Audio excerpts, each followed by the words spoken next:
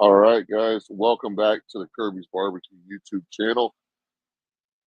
As you can see, we got a different background, guys. You know, Brisket Daddy Barbecue Greg over there was trying to show me up with the background, man. I was in a blank room.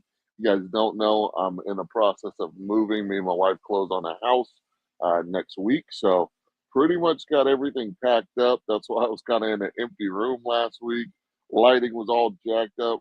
We're still working on the video. We're still working on the video content. We're still working on getting a better camera, better lighting, things like that. But for now, at least we got a little bit better background than what we had last week. So baby steps, guys. But um, I'm super excited to be live with you guys today. Good afternoon, TJ. What's going on, brother? If you guys are tuning in, I'd love for you guys to leave a comment. Let me know where you're tuning in from, whether you're in Texas, Tennessee, Colorado, Utah, wherever you're at. Leave it in the comments.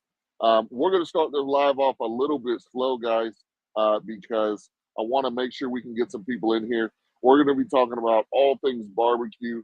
Not at this moment, but soon. I will let you guys know. I want you guys to leave your questions that you have for us to answer on the chat. Not right now, a little bit later. I don't want to lose them in the chat. But when we get to that part of the show, I'll ask you guys for your questions. I already have several questions that people submitted that I am going to go ahead and reply to. But I also am going to be having a special guest on. We will have two special guests, actually. We will have Greg from Brisket Daddy Barbecue on again later in the show. But our first guest is going to be coming very, very soon. You guys are not going to want to miss it. If you saw the thumbnail, you probably have an idea of who it is already. But if not, then I'm just going to keep it a little bit of a secret. But he's going to be coming on here in the next probably 15 minutes or so, 10 to 15 minutes. So stay tuned. I'll try to keep you guys entertained until then. Let's see who we got in here. Pork Punisher Barbecue. What's up? What's going on, man? Where are you coming from? Pork Punisher Barbecue. Where are you at, man? Let us know. Fat Man Barbecue. That's my guy right there from Minnesota. Fat Man Barbecue. Hope you're doing well tonight. Tonight, we are smoking a Protagonist cigar. If you're a cigar smoker and you've never heard of this company, it's for good reason. This is a brand new cigar brand. Okay. A buddy of mine launched a cigar brand with his brother here in the Houston area, and these are still very exclusive. I think you can find Protagonist cigars online as far as the website goes, but they're not even selling them on the website right now, I don't believe. You got to kind of have a connection, but if you want a case of these, which I highly recommend if you're a cigar smoker, get a case of these.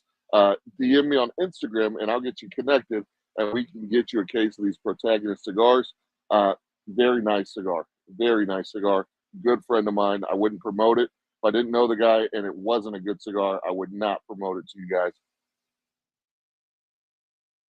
Really good, smooth draw. That's what I like, and a very good taste. I would say it's probably a medium blend. Not too light, but not too dark. Fat Man Barbecue's from Minnesota. All right, all right. Welcome, welcome. We got Pork Punisher Barbecue from Indiana. Indiana in the house. Hoosiers in the house. We got Randy's Weight Journey in the house. Best time of the week. Love from West Virginia. What's up, West Virginia? Y'all know a thing about the country. You know, we're in Texas, so we got to do it right. You know what I'm saying? What's up, your average logical thinker? Nice to see you in the live again. You know, you are a super supporter. I appreciate everything that you bring to the table. You guys haven't checked out her channel, go check her channel out. She does a lot of good content, has some good takes on some cultural and social issues. Go check that out. You know, we don't get too political on this channel, but, you know, she got some good content over there. Go check it out. And you know what I'm saying. Hit that like button, folks. Hit that like button. So today, for some of you guys who were not in here when I first started live a couple minutes ago, we're going to be getting into a lot of topics. People have submitted their questions to me, so we're going to be getting into that soon.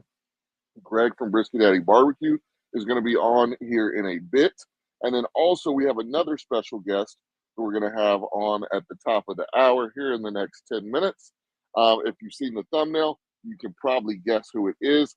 but I'm super excited to have him on because I think it's going to be a really good interview to kind of talk to this gentleman here who is making waves in the barbecue game, especially here in the Houston area. He was present at the Houston Barbecue Fest in Humble, Texas, last weekend or the weekend before. I cannot remember exactly what it was, but he was out there doing his thing, and you guys are going to get to hear from him soon.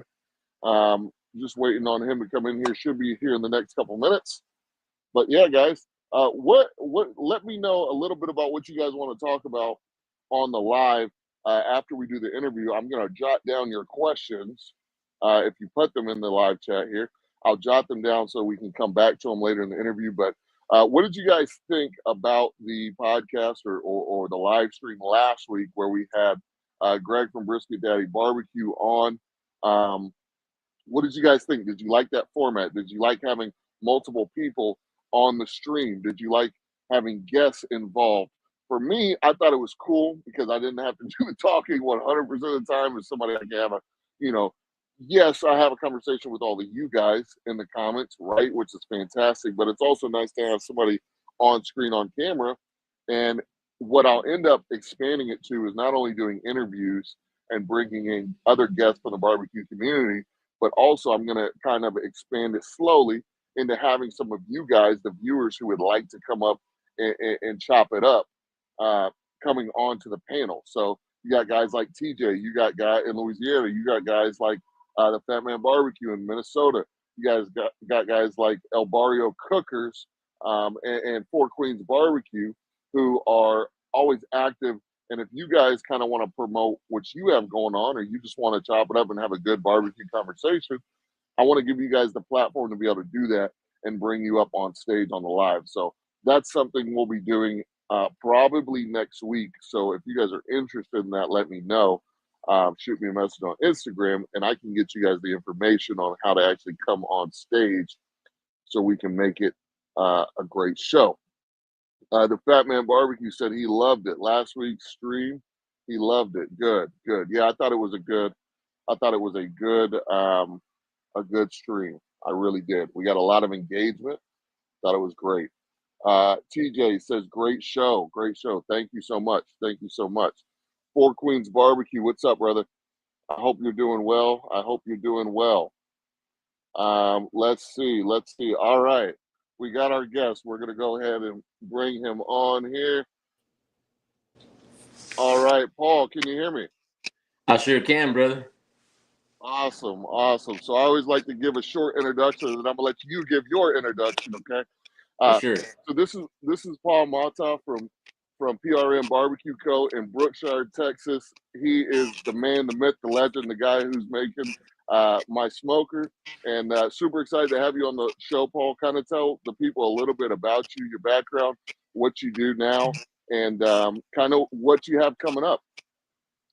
Absolutely, man. So thanks, Sean, for having me on.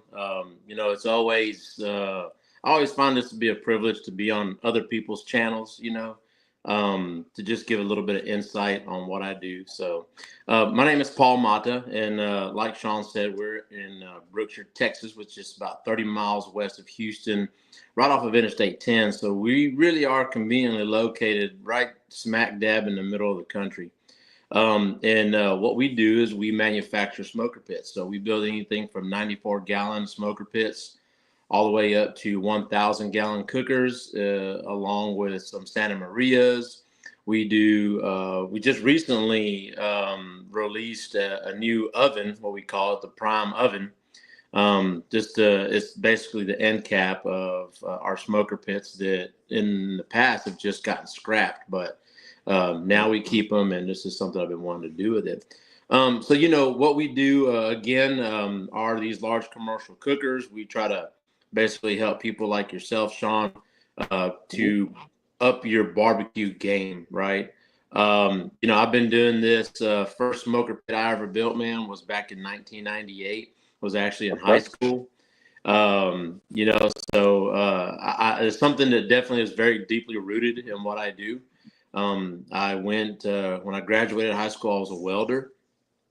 Did that for quite a few years, And then I worked also in a high precision machine shop, learned a lot about the steel trade there. And then we just kind of continued that. So for a long while, I was in sales. After about a good 12-year stint of being out of machine or metal fabrication, we got back into it, starting up the business, and here we are today, man. All right, all right. Thank you very much for that intro and backstory. I got a couple questions for you. I know we're limited on time, so I'm gonna keep them, Oh, you're good. bang, bang, bang. No, you're good. So, You're good. Paul, obviously, you and me were from a similar area here in Texas, the Houston surrounding areas. There's lots of pit builders in Texas, lots of pit builders in this area. I know how special your work is just from going up there, kind of touring the facility, seeing the work you guys are doing. All the pictures you guys put out on social media and the videos have been great. I saw you guys did a Ford commercial with a 1,000-gallon pit. I think you said Yeah. you built that in a weekend, which is insane. Yeah. Insane. Yeah, it But was. can you share with us what makes you guys' pits different than kind of what else, everything else we're seeing on the market right now? Well, man, when we came into the business, yeah, there were a lot of pit builders out there, and not just a lot of pit builders. There's a lot of great pit builders, So one of my main objectives when we started the company was that my goal was to put ourselves in a position that we were offering a high quality product, but at a reasonable price. I always kind of in my lives, in my videos, I always mention that we work for the working man and woman. And truth be told, a lot of guys that are in the barbecue business, and I see this, they have poured their heart and soul into what they want to do, and they put their life savings in buying a smoker pit. So what I want to do is, and I hope that what I convey to people in our business is that you pour your life savings into what we can build for you. And then in turn, we're going to give you back life earnings, right? Basically dividends in the investment that you're putting. So, I wanted to be innovative in our design. There's always things to improve on, from when we first started. There's been a lot of improvements.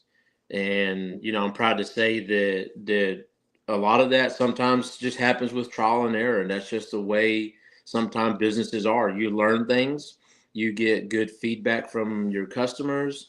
And then it's always good to get feedback, but it's always better when you actually act on it, right?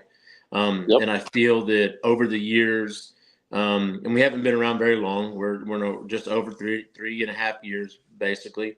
But I feel that we've taken that input and that feedback from our customers, from real world pit masters that are cooking, doing this for a living, doing this on the side. And so we've taken that into effect because, we want to improve our product. So if I say what stands out is that I will always have time for you. I will always have time to listen. I will always take into account on how I can improve my game, because at the end, it's going to improve your game. I like that. I like Yeah. that. So that's kind of how I remember. One guy told us early on in the game, and you're always going to get this, man.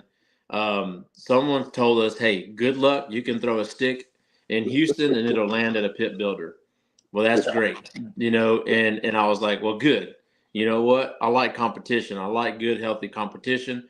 I wanted to do something worthwhile, and this is definitely has been worthwhile, just in the small time frame that we've been around. Sure. Yeah, no, absolutely. And something that I noticed, and the reason why I ended up going with you to build my 250 was um, the number one, the customer service. I never felt like I was bugging you. I know for a couple months, I was like, hey, give me a quote on this, give me a quote on that, give me a quote on this. Let me Yeah, do a trailer. No, let me do a 500. No, let me do. And you never seemed to be annoyed. You never seemed to be bothered. You always got back to me as promptly as possible. And that meant the world to me because I'm not calling out any specific pit builder at all, but I know the way some people do business, and some people you give them your money and then you're not hearing from them for 6 months, 7 months, yeah, and it's like, yo, like I just gave you, 3, 4, 5, 6, 7, 8, 9, 10 grand. What's up, man? Where's the customer service? for sure. And so that stood out to me. Next question I had is, I know you were at the Houston Barbecue Fest in Humble not too long ago, a week or two ago. Can you kind of tell us about the experience there? I was selling barbecue at the restaurant. I didn't get a chance to go. It looked like a lot of fun, man. How did it go? Dude, it was amazing, man. I had just learned about that event last year. I really didn't even know too much about it.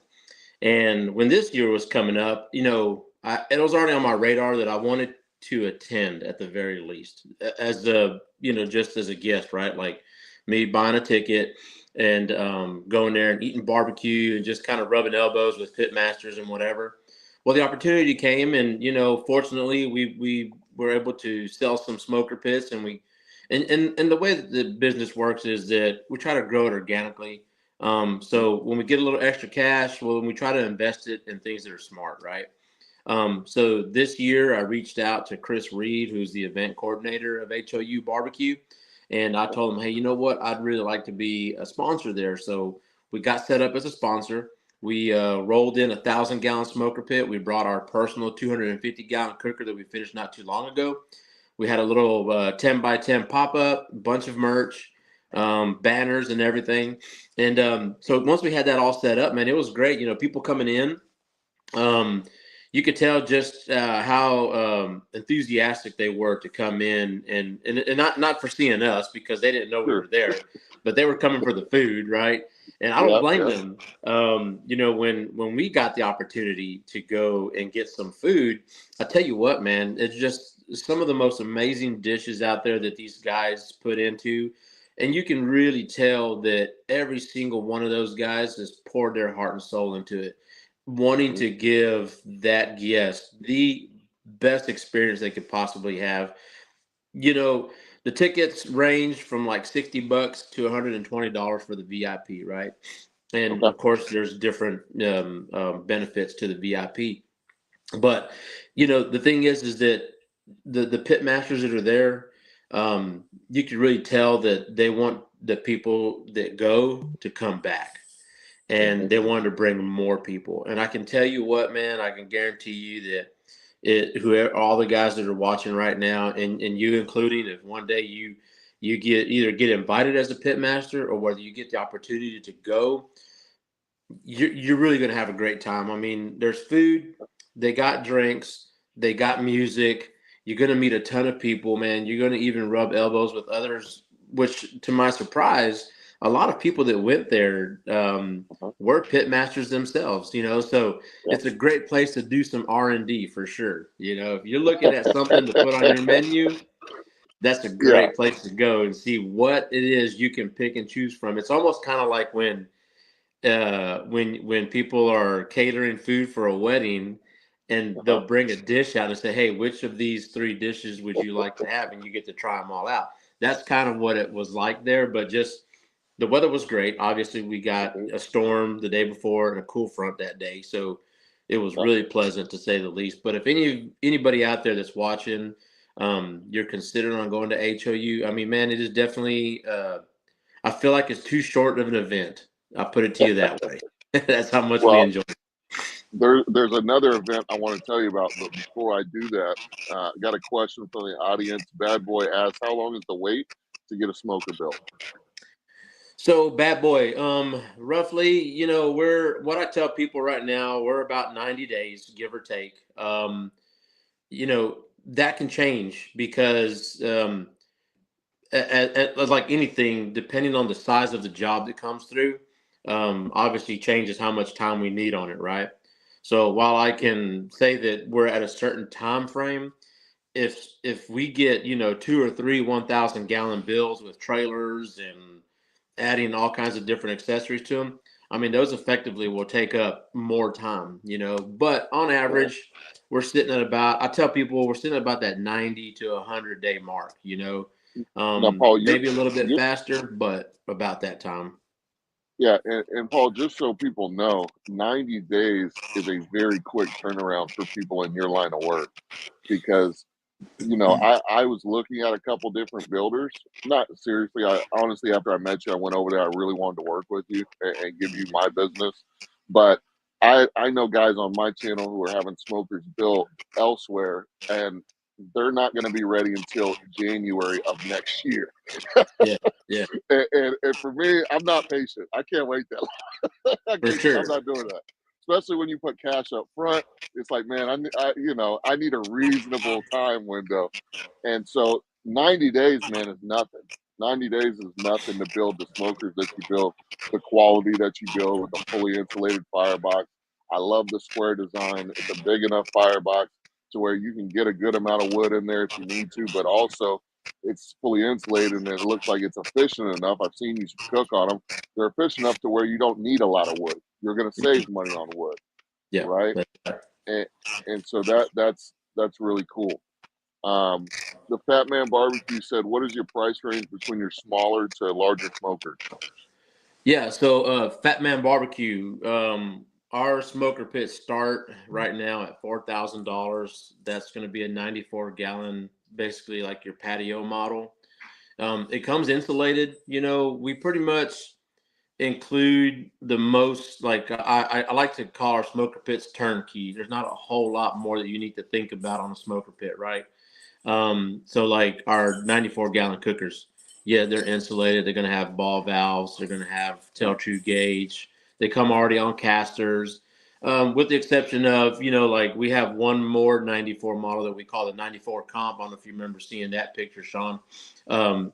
And it goes basically from being like a no frills, just a very straightforward but high quality insulated smoker pit, to a 94 competition cooker that's going to have like a small grate on the inside of the firebox. It's going to have a stainless steel shelf.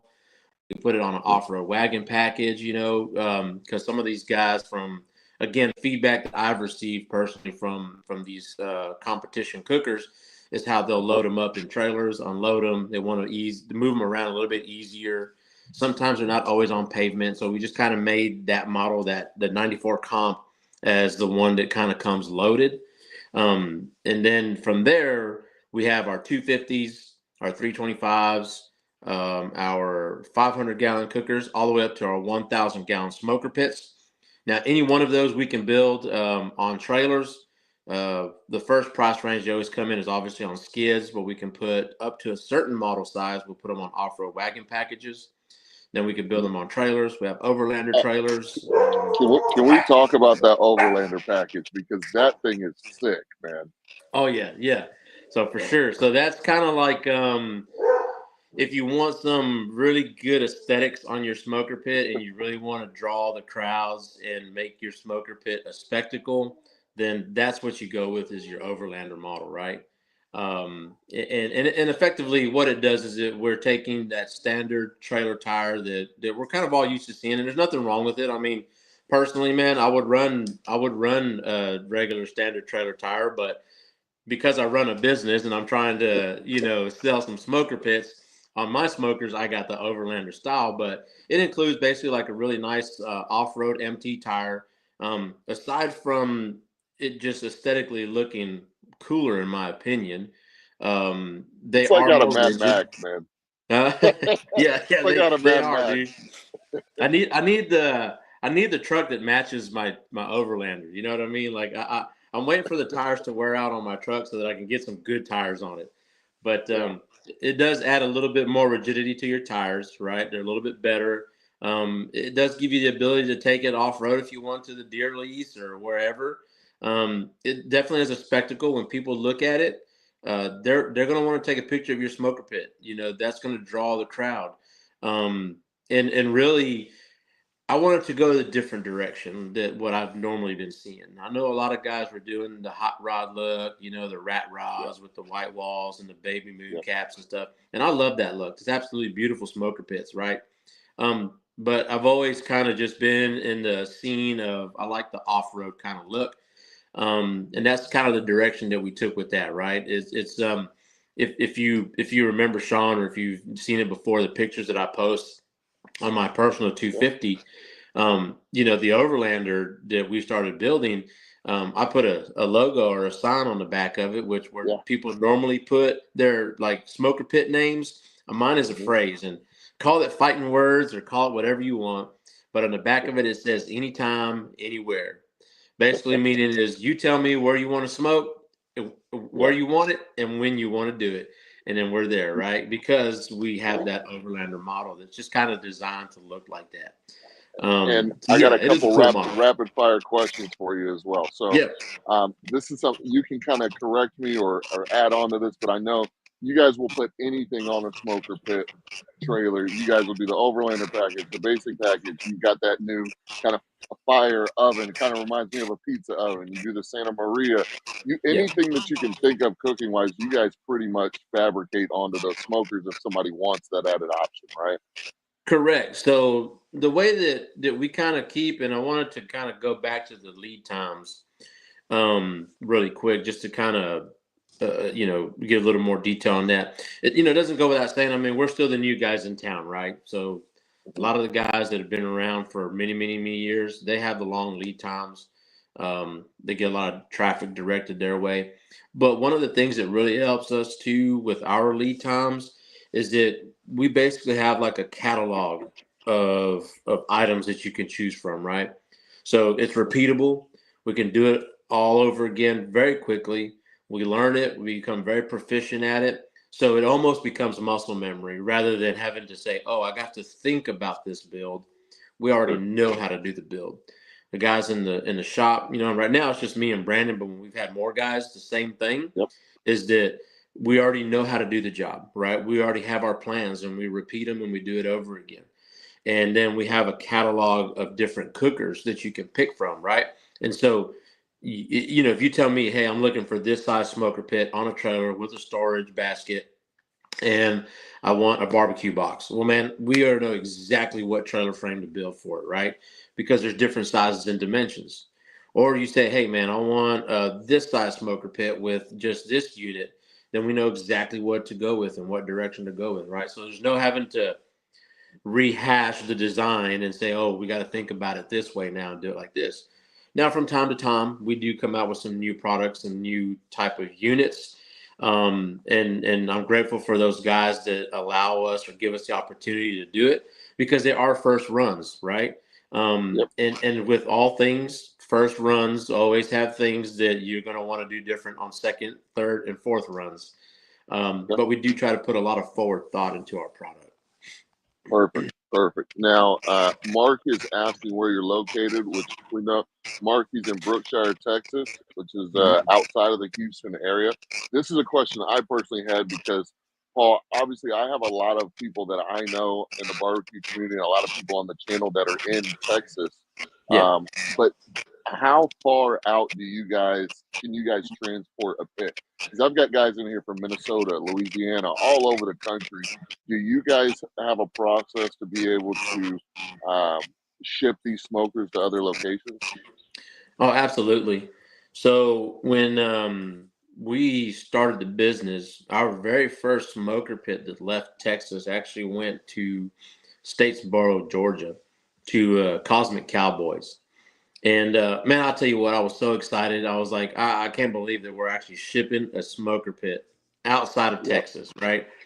And it was very cool because it wasn't very far into us being in business. And I'll tell you what, these guys had come in from Georgia to do a barbecue class at mill scale, no less. Hmm. And they gave us the opportunity, to build them a pit, and we built it and we sent it out there. So I reached out to a guy that was here local in my town. So I live in Katy, Texas, and Brookshire is the neighboring town, which is only about 7 miles away. I reached out to him, and his name is Steve Wells with New World Auto Transport, and he's actually really big into shipping luxury cars and vehicles and stuff like that. I'm talking like $1 million cars. Yeah. So I called him up one day and I said, "Hey, I know you're a shipping company. I don't know if this is something you're interested in. I know you ship luxury cars. Would you like to ship some luxury smoker pits?" And he says, "Man, brother," he goes, "if it's got wheels, I'll ship anything." And I said, "Well," I go, "this one doesn't have wheels." He goes, "Don't worry about it. I'll put it on a trailer that has wheels. We'll get it shipped." And Yeah. pretty much we've been using him exclusively. Yeah. He is insured and bonded, and he has shipped all over the country from all the way to Pennsylvania, to Oregon, California, Indiana, Illinois, South Carolina, Tennessee. Texas, you know, I Yep. mean, yeah, we've shipped a lot of places, pretty much coast to coast.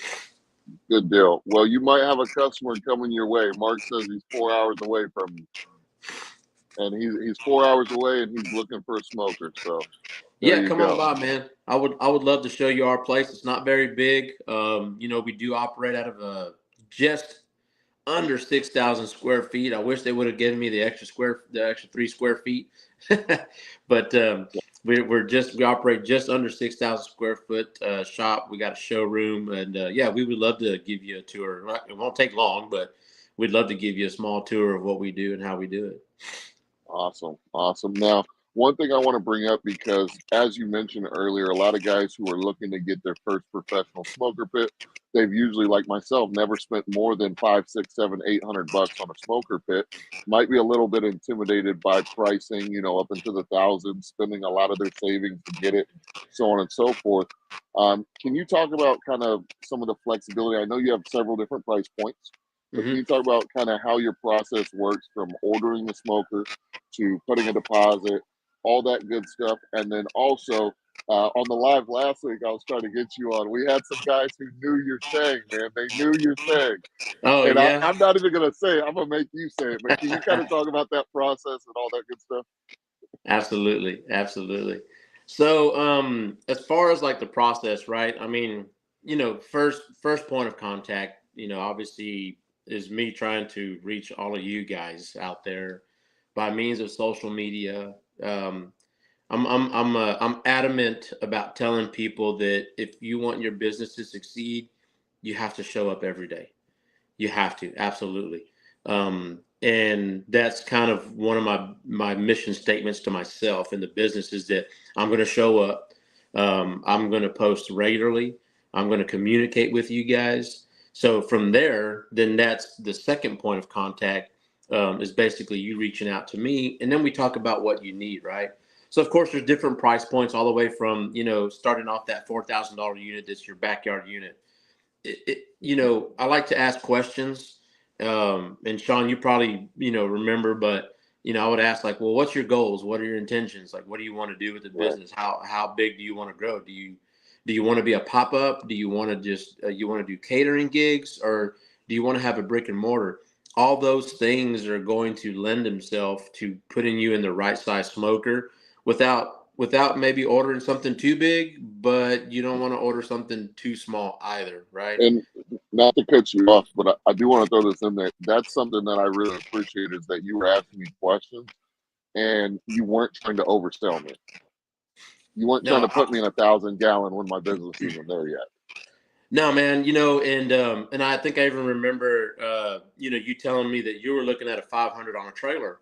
And of course, the first thing I'll say is like, yeah, man, those are great because they put out a tremendous amount of volume of protein. I mean, if you were to say, hey, man, I'm opening up like a really hardcore restaurant, I'm like, dude, minimum 500, right? But with the way you told me how you were doing your business, and I think you're kind of doing it the way we're doing it, where we're trying to grow it organically without getting ourselves too far into debt, you know. Yep. Um, but and then you said, hey, man, I want to do a 250 on skids, and I'm like, let's do it. Let's do a 250 on skids. And then I said, when you're ready, bring it back, and we'll put it on a trailer, you know. Right. So we have that flexibility, and we're always going to be looking out for you guys, all the way from asking those questions on what size smoker you're looking for, or depending on what you want to do with your business. Um, you know, when we started 3.5 years ago, maybe I wasn't aware of it, or unbeknownst to me, I didn't know of any pit builder that was offering financing at the moment for smoker pits. And I dug and I dug and I dug, and I'm looking and I was like, man, there's got to be a way to finance this, right? um, it basically boiled down to me using a company that I personally use for financing my equipment, you know. So I wanted to go with a company that I could trust, because I'm like, look, the people that I build these smoker pits for, they're hardworking people. And I'm gonna tell you what, they're going to want to protect their money at all costs, and they're not just going to go with any bank. I need to be able to say I use them, right? Mm-hmm. And I'm fortunate enough that I've paid off what I borrowed. I'm happy for that. I'm ready to borrow some more money, because I want to grow things. But we were able to do that and offer some financing, for businesses. And there's criteria that has to be met. It's not like it's just a super easy, hey, I want $10,000 to buy a smoker pit. Here you go. No, there's still criteria like any bank would, as well as any customer like yourself, right? I mean, you do your due diligence, right, before you commit to purchasing anything. Same thing with a bank. They're going to do their due diligence to make sure that you're credit worthy and that you're going to pay it back, So what you're So, saying is, if I've got the skill, and the will, but not the dollar bill, let my banking partner help you out. that's what I'm talking about. That's what I'm talking Yeah, about. yeah. And then something else that I really liked was, and I think this is standard, but it was comforting to me financially that I had, your process is you have to put 50% down to start the build, right? Yep. And Hmm. then 50% upon completion. For me, that just made a lot of sense for me because it's like, okay, if I'm buying, like, I'll throw my numbers out there, that's fine. The smoker pit that I purchased from you was about 7,000, just under 7,000, right? So I Hmm. was able to put $3,500 down for you to start the build, and then $3,500 on delivery, right? Right. Or a couple days before delivery. For me, that was comforting because it was like I don't have to shell out the entire thing like today. Yeah, You know what for I mean? sure. And I think for a lot of people, they look at, an $10,000 smoker like, man, I ain't got 10 grand just to throw at it. But if you got a 90-day lead time, I can come up with the rest in 90 days. You know, Sure. Sure. um, so anyway, that was comforting for me, financially on that part. Yeah, absolutely. And the thing is, it's like there's a saying, right? If you've heard it, it's called quid pro quo, right? It's kind of like a you scratch my back, I'll scratch your back. My commitment, obviously, like to show up every day, to let you know that I'm a real person, that I actually care about your interest in what you're investing. You're investing in us, right? But I Hmm. tell people, when I came into the business, the equipment that we bought, the building that we're in, I've constantly been trying to make it a place where people can come and see us. And I Hmm. always tell everybody, man, I committed to you guys long before you committed to me. And with that, that's that quid pro quo, because now you commit that money to me for me to Right. build you a unit, right? And then once you get that smoker pit, well, all it's going to do for you is generate income. You just have to Right. show up every day. Right. You got to be there. You got to light that pit up, and you got to do your due diligence in everything that you do business wise. Like I see your channel personally on YouTube and how fast it's growing because of your frequency, right? And you Yeah. showing up. And that's kind of the stance that I've always taken with this business. Even when I'm on vacation, I'm always posting photos, I'm posting videos, I'm talking to you guys. When people are shooting me messages, man, I could be up at midnight. If I happen to be awake and I see a message come through, I'm like, I'm just going to answer it really quick. Or, Right. but there's always that consistency, you know, For sure. to kind of help, because I know that y'all guys, just like us, I mean, man, we're hard workers, man. And the way that I am personally, I try to always keep that in mind, because I know that that's how y'all guys feel. Y'all guys feel the same way, and y'all guys want to be, be in contact with, right? Always have Hmm. updates. I want to know. I'm that guy. So why wouldn't I just reciprocate that and let y'all guys know For too? sure. For sure. Okay, well, I know you have another time commitment, so I'm gonna throw Yeah. two more questions at you, and then I'm gonna let you go. Okay. All right. Uh, First question. People last week wanted to know. I want to know. I'm opening May 30th. Any chance the smoker will be ready by then? I think so, man. I got to look at my list, but Okay. I think we're coming now. Brandon will be back on Monday, so it'll be the both of us hitting it pretty hard. We don't Okay. have really big bills, but yeah, I think we could probably make that happen for sure.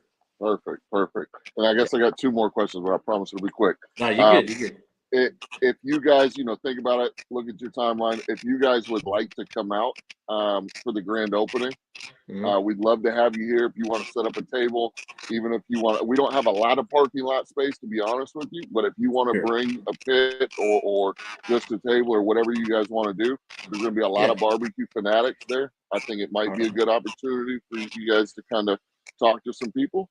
Yeah. We'll leave it there, and if you can, you can. If you feel like it's going to be a good opportunity. Absolutely, man.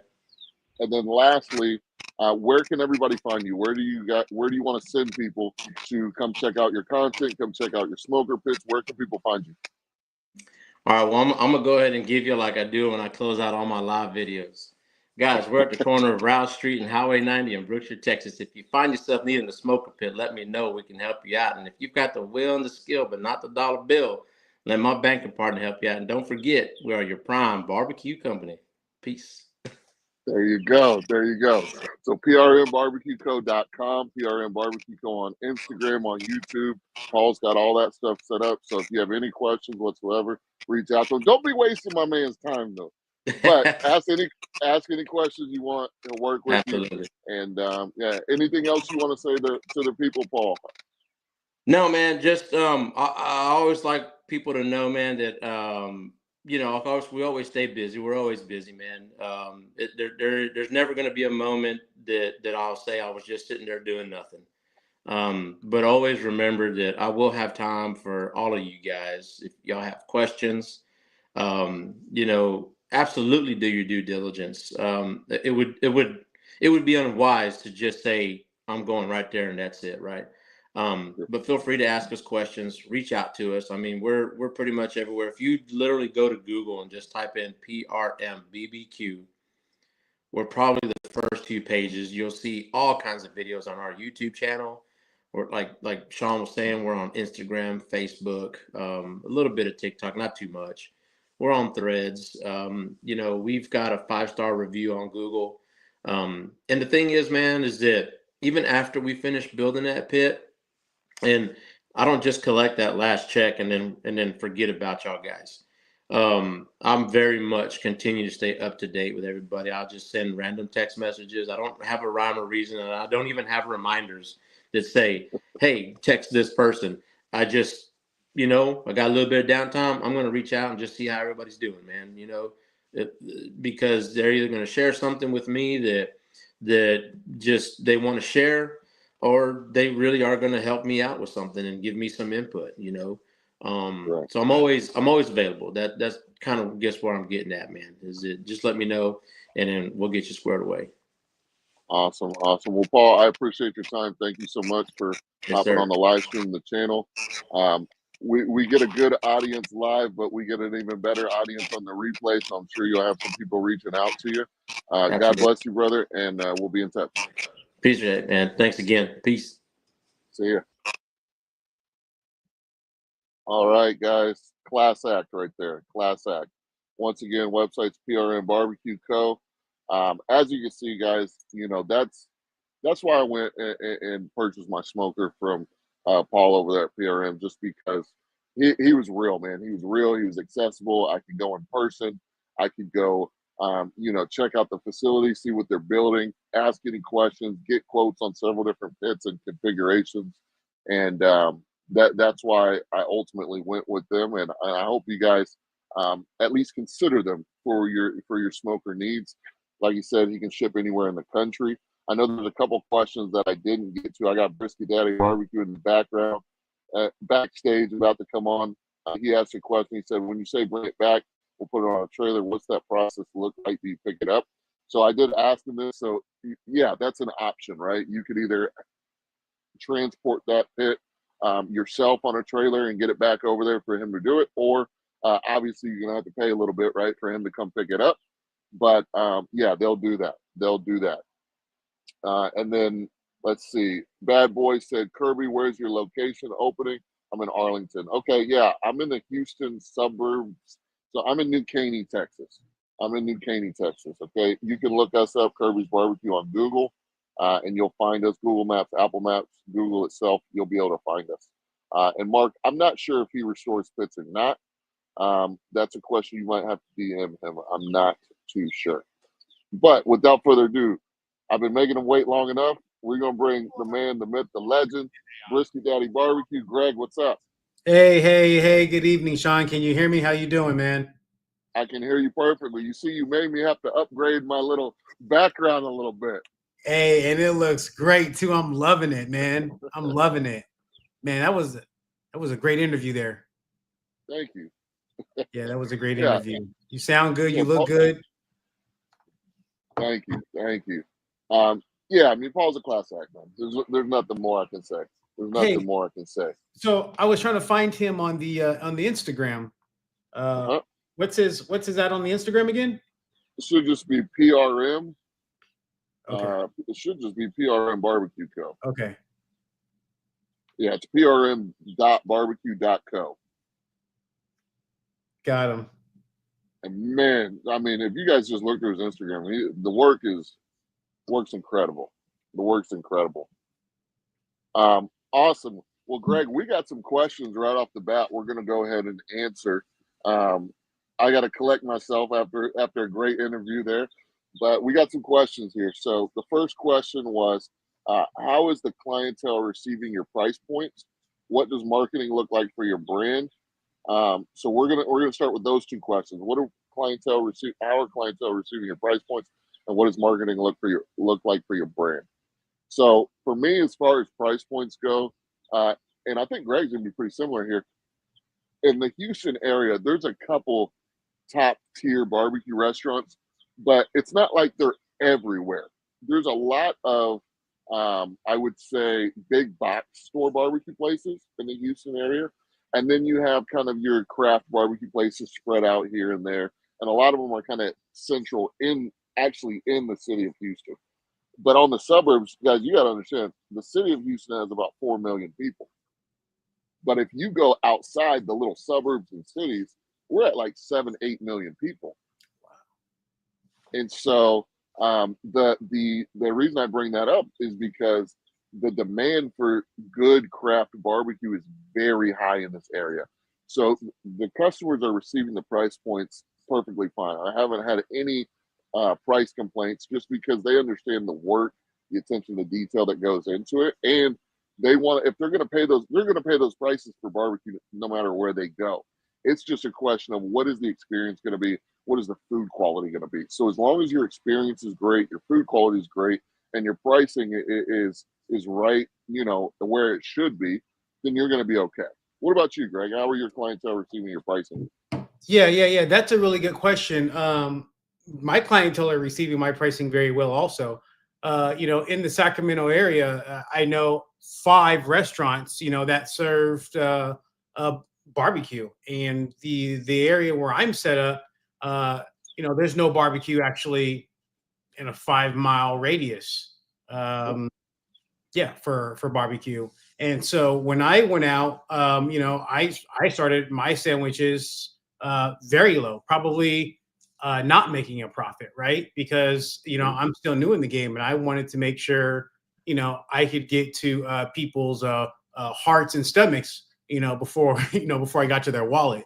Um, and just recently, as we were talking, I had to look at my numbers and the product that I was producing, and realizing the amount of time and effort that goes into producing that product.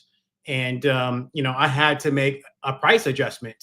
And it's really challenging, I believe, for I say new kids on the block, because we just kind of want to start cooking and get the licenses, and but we don't really stop, or and look at the numbers and say, hey, what are the food costs? What does it cost to make that sandwich, right? Yep.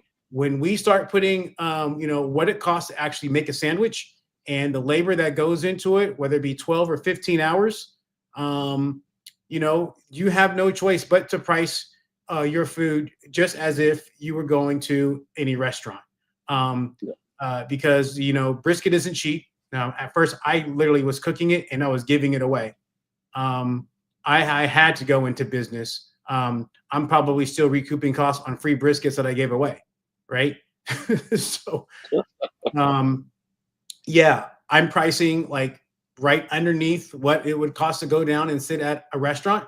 And I'm serving food at the quality that they're serving it at, if not better. Yeah. Yeah, no, absolutely. I mean, if you think about, I've got a lot of restaurant experience, but the time and attention to detail that goes into barbecue far outweighs anything that I've ever cooked in a traditional restaurant. Right. And so the price has to reflect that. Otherwise, barbecuing is fun, but if you're selling it and you're not making a profit, it becomes less fun and more of a hassle. Right. But it also depends on your area too, right? Like Jay said, in Ohio, brisket goes for $25 a pound and ribs go for 25 to 28 a rack, right? That's much lower than what I'm charging here in Texas, because the demand here is just so great, and their expectation of what the food should be is so much greater than other places like Ohio, right? I sell my brisket at $34 a pound. Nobody bats an eye because the quality, the time and attention, as well as the demand for it here. They know they're going to pay that kind of price for a good quality brisket. And then as far as ribs, I'm selling them for $30 a pound. not $30 a rack, $30 a pound, right? And once again, that's just because of the demand there, right?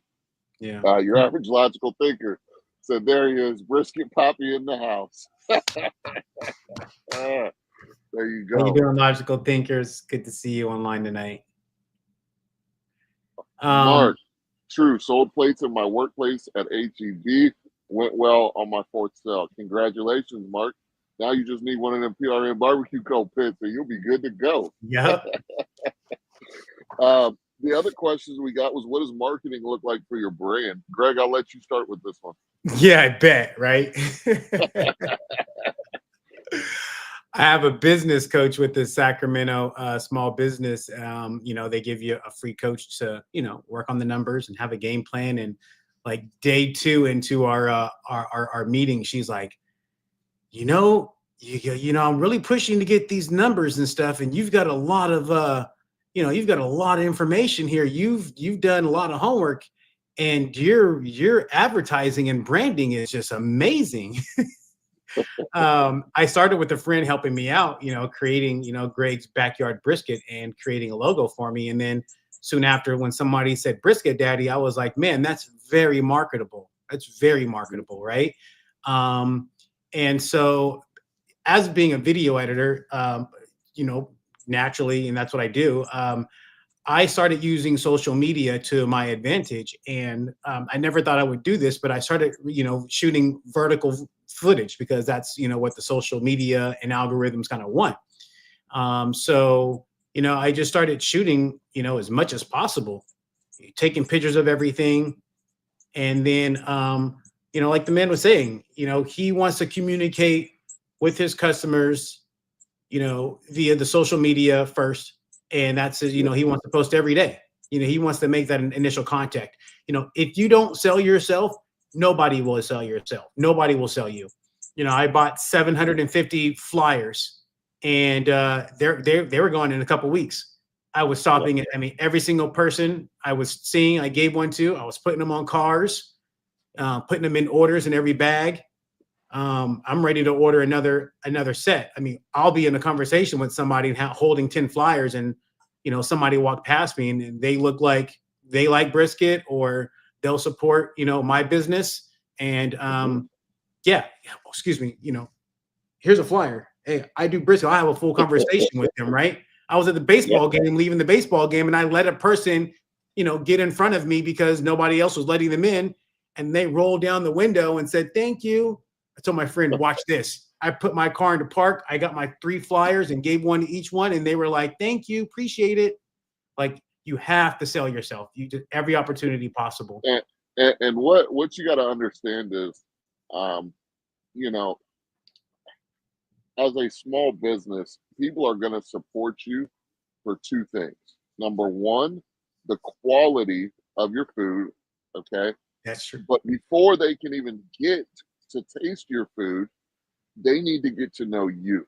They're buying you. Okay. You can have the greatest logo in the world. You can have the greatest name in the world. But if you're not allowing people to get to know you and what your brand's about, then nobody's going to buy from you. We live in a different world than it was 20, 25, 30, 40 years ago. Right. We live in a world today where people want to know who they're doing business with. Yep. And sometimes it's on the ugly side, right? Sometimes they want to know your political views and they want to support you. And they want to know this and they want to know that.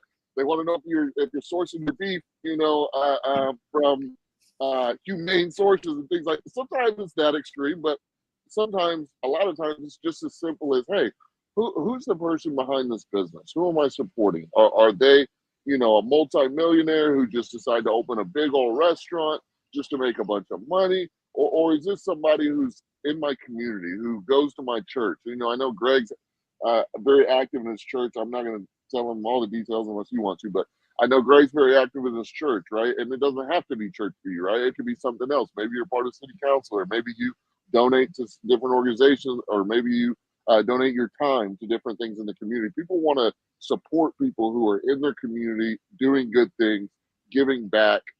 They want to know you. They want to know they're giving their hard-earned money. Look, we've got inflation. We've got a crazy economy. Cars are some of these vehicles out here, man, the notes on these cars is like paying another mortgage, man.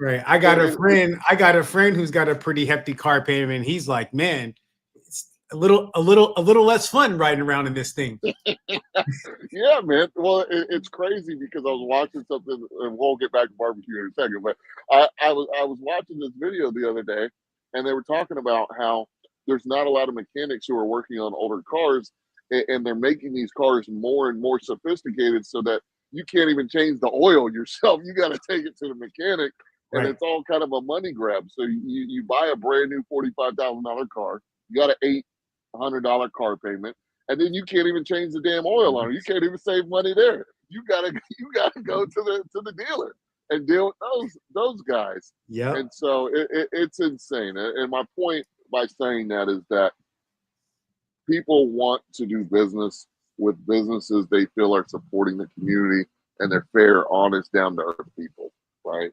And so if you're shy, if you're an introvert, I'm sorry, but you're going to have to find a way to break out of your shell and market yourself, because nowadays, Brisket Daddy Barbecue, anything that you're doing, any business you start, at the beginning, you're selling yourself first. Before you're selling the brand, the food, whatever you're selling yourself first. And then when they try your product and it's amazing, then you're selling that as well. But initially, if you show up and your pants are sagging, you got Jordans that are untied, you got a raggedy shirt and a dirty apron, people ain't gonna do business with you, man. They're not gonna do it. I would 100%. Go ahead. We got a super chat from Your Average Logical Thinker. What's crazy is I needed to hear that. Will help me sell my books online. People need to know who I am and why. Yes, 100%. You have to sell yourself. We can talk about all the different topics on our specific businesses that we want. I can talk about how to smoke a brisket, how to make sausage, how to do the perfect ribs. But at the end of the day, there's a million people doing that. There's a million people who are talking about the news, talking about cultural issues. Seems like everybody has an opinion on everything these days, but you gotta stand out, and you stand out by selling yourself, and that's the deal. But thank you so much, Your Average Logical Thinker. Once again, she's stunting on everybody in the chat with the super chat. If you guys want to support the channel, a quick, easy way to do that is just leave a super chat, whatever the amount. We appreciate it. It just goes to supporting the business, the channel, the podcast, and all that good stuff. Tailgate 360 LLC said, "How's it going, guys? I finally caught a live." Yes, you did, my friend. Yes, you did. That's right. Hey, I want to go back to what you were saying about selling yourself. I put myself up on Yelp. Like, that's a good way to get yourself out there, right? You put yourself on Google. You use the social media. You use, there's Nextdoor, there's Facebook, there's Instagram, there's a YouTube, right? You could be just like what you're doing, man. Doing a YouTube channel and posting live as much as possible. I wasn't doing catering, and a guy, I put a video out of me cleaning up the community. I was just shooting content, and it just happened to work in my favor. And the guy was like, I'm going to support a guy like you because you're out like working hard, and I like to support guys who are working. And so when I did his thing, he said, "Hey, I wanted to give you an opportunity or give you a chance because what you were doing about cleaning up that space." And after I delivered and he loved the product, he was like, "Yeah, I'm definitely going to have you back again." And then right after, so during that, as I was cooking, I took my phone, changed my gloves, and just took a couple quick little videos of the sign, the guys working, and my table set up real quick. And then I got home and said, "Okay, I'm doing catering services now," right? And in a matter of a couple of days, I had somebody calling me saying, "Hey, I want to do an event for catering for 100 people for our company." Yep. I just confirmed and booked them just yesterday, right? So you asked for the money, man. If you don't put yourself out there, you're not going to get paid. yeah. People don't know you're doing catering unless you put yourself out there and tell them you're doing catering, right? Yeah. We got a big announcement here. The Fat Man Barbecue just became a part of the Kirby's Barbecue family. Oh, congratulations! Yeah. Became a member of the channel. Thank you so much for becoming a member of the channel at the assistant pit master level. I wish I had like one of those air horns I could use right now. I gotta get. There you go. I got to get with you on the sound effects and everything in the production. But thank you so much, Fat Man Barbecue, becoming a member of the channel. If you guys don't know, I got that little banner going down there.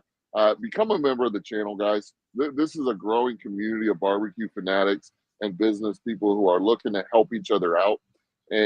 By becoming a member of the channel, that just kind of ensures your commitment to what we're doing. Also lets you gain access to a lot of different perks like free brisket from my restaurant, like getting one-on-one coaching for myself on your barbecue business, so on and so forth. There's lots of perks. You can go check them out. Hit the join button when you go to the page of the channel, and it'll show you all the different tiers of memberships and all the perks there. But thank you so much, the Fat Man Barbecue. We now got family in Minnesota. I love it. I love it. That's what I'm talking about. 2B Barbecue says, "Hello guys, do you make your own rubs and sauces?" Yes, 100%. 100%. We make our own rubs and sauces. I'm a pretty simple guy on the rubs, but yes, I make my own rubs and then definitely make your own barbecue sauce. Nobody wants to pay craft barbecue prices and then see you got Sweet Baby Ray sitting on the table. Nobody wants to see that. Or KC Masterpiece. Those are great sauces, don't get me wrong. But at the end of the day, when people are going out to eat, they want that stuff made from scratch. Like I said, with the economy these days, people are spending their hard-earned money with you rather than going to the grocery store, although grocery prices are ridiculous, right? But people are spending their hard-earned money with you for a meal. They want to make sure you're making everything in-house, and it just gives you a lot more credibility and a lot more selling points. So yeah, I'd say make your rubs and sauces. Doesn't have to be anything extravagant. I do have a video on the channel on kind of the basics of making your own rubs and barbecue sauces. So definitely go search for that. And it kind of give you an idea of how to do that. So where did go ahead. Let's go. Keep going. Go ahead. I'm listening. Oh, where did the just salt and pepper come from then on the brisket? Salt and pepper only. Where did it come from? Like, where did it originate? Or have you heard of that? We just use salt and pepper. Yeah. So that's like an old Texas thing where the pit masters just used to use salt and pepper to season their meats, specifically brisket for the most part. And that's because they wanted salt, pepper, and smoke. They wanted the quality of the meat to stand out more than the seasoning, because sometimes you try people's barbecues and they've got so many different wild rubs on there, so many different sauces and stuff like that. And I'm not saying it tastes bad, it tastes great, but they're kind of masking. You can mask a lot of bad cooks with barbecue sauce or with some kind of seasoning blend, right? And so by just using salt and pepper, it really allows your customers to taste the true quality of the meat and the process that you put that meat through. And so I'm not telling people, oh, you can only use salt and pepper. That's not my mantra. but obviously that's going to be the base of any rub that you use, and I think that that's the base, and you can add on from there as you like. Um, but yeah, I mean that's kind of where it came from. Cool. It's kind of where it came from. Um, and you know, if it tastes good with just salt and pepper, then you're doing something right. Right. You're doing something right. All right, El Barrio Cookers, what's up, man? I hope you were in here for the first part of the show, man. We had Paul from PRM BBQ on. He's live. He was live on the show, and he's from our area, man. But he asked, I was selling briskets to a catering company just before COVID hit at $18 a pound, and the company was probably selling it at $28 to $30 a pound. So was this like a restaurant or pop up that you were selling it to, and they were just reselling it? That's interesting. That's very Yeah. interesting. I think somebody was referring that I do something like that, or you provide your product for a barbecue joint or a restaurant who doesn't provide that product, right? That's another way to move, to move your product. But with briskets, Yeah. it's quite challenging because it's already priced at such a high rate when it comes, from my kitchen, right? So it's really kind of hard for someone else to purchase that and sell that at even a higher rate, I believe. What's your thoughts on that? Yeah, the profit margin would be very slim, I'd imagine. Yeah. And also the amount of, and it's different. Everyone's got different business models, right? There's no right or wrong way. But the amount of time and attention I put into what I'm cooking, I'm not letting anybody else put their name on it. Just not gonna happen. That too. That's It's true. not gonna happen. That's true. Because somebody will try your brisket at some other place and they're like, man, this is great brisket. And then those guys get all the credit and nobody knows about you. Some people might like that, but I like attention. Whatever. I got an ego. Jeremy Hickson says, hey, Sean, glad business is great. And thank you for this live. Been a Texas native for over 30 years and recently moved to Oklahoma about 4 years ago.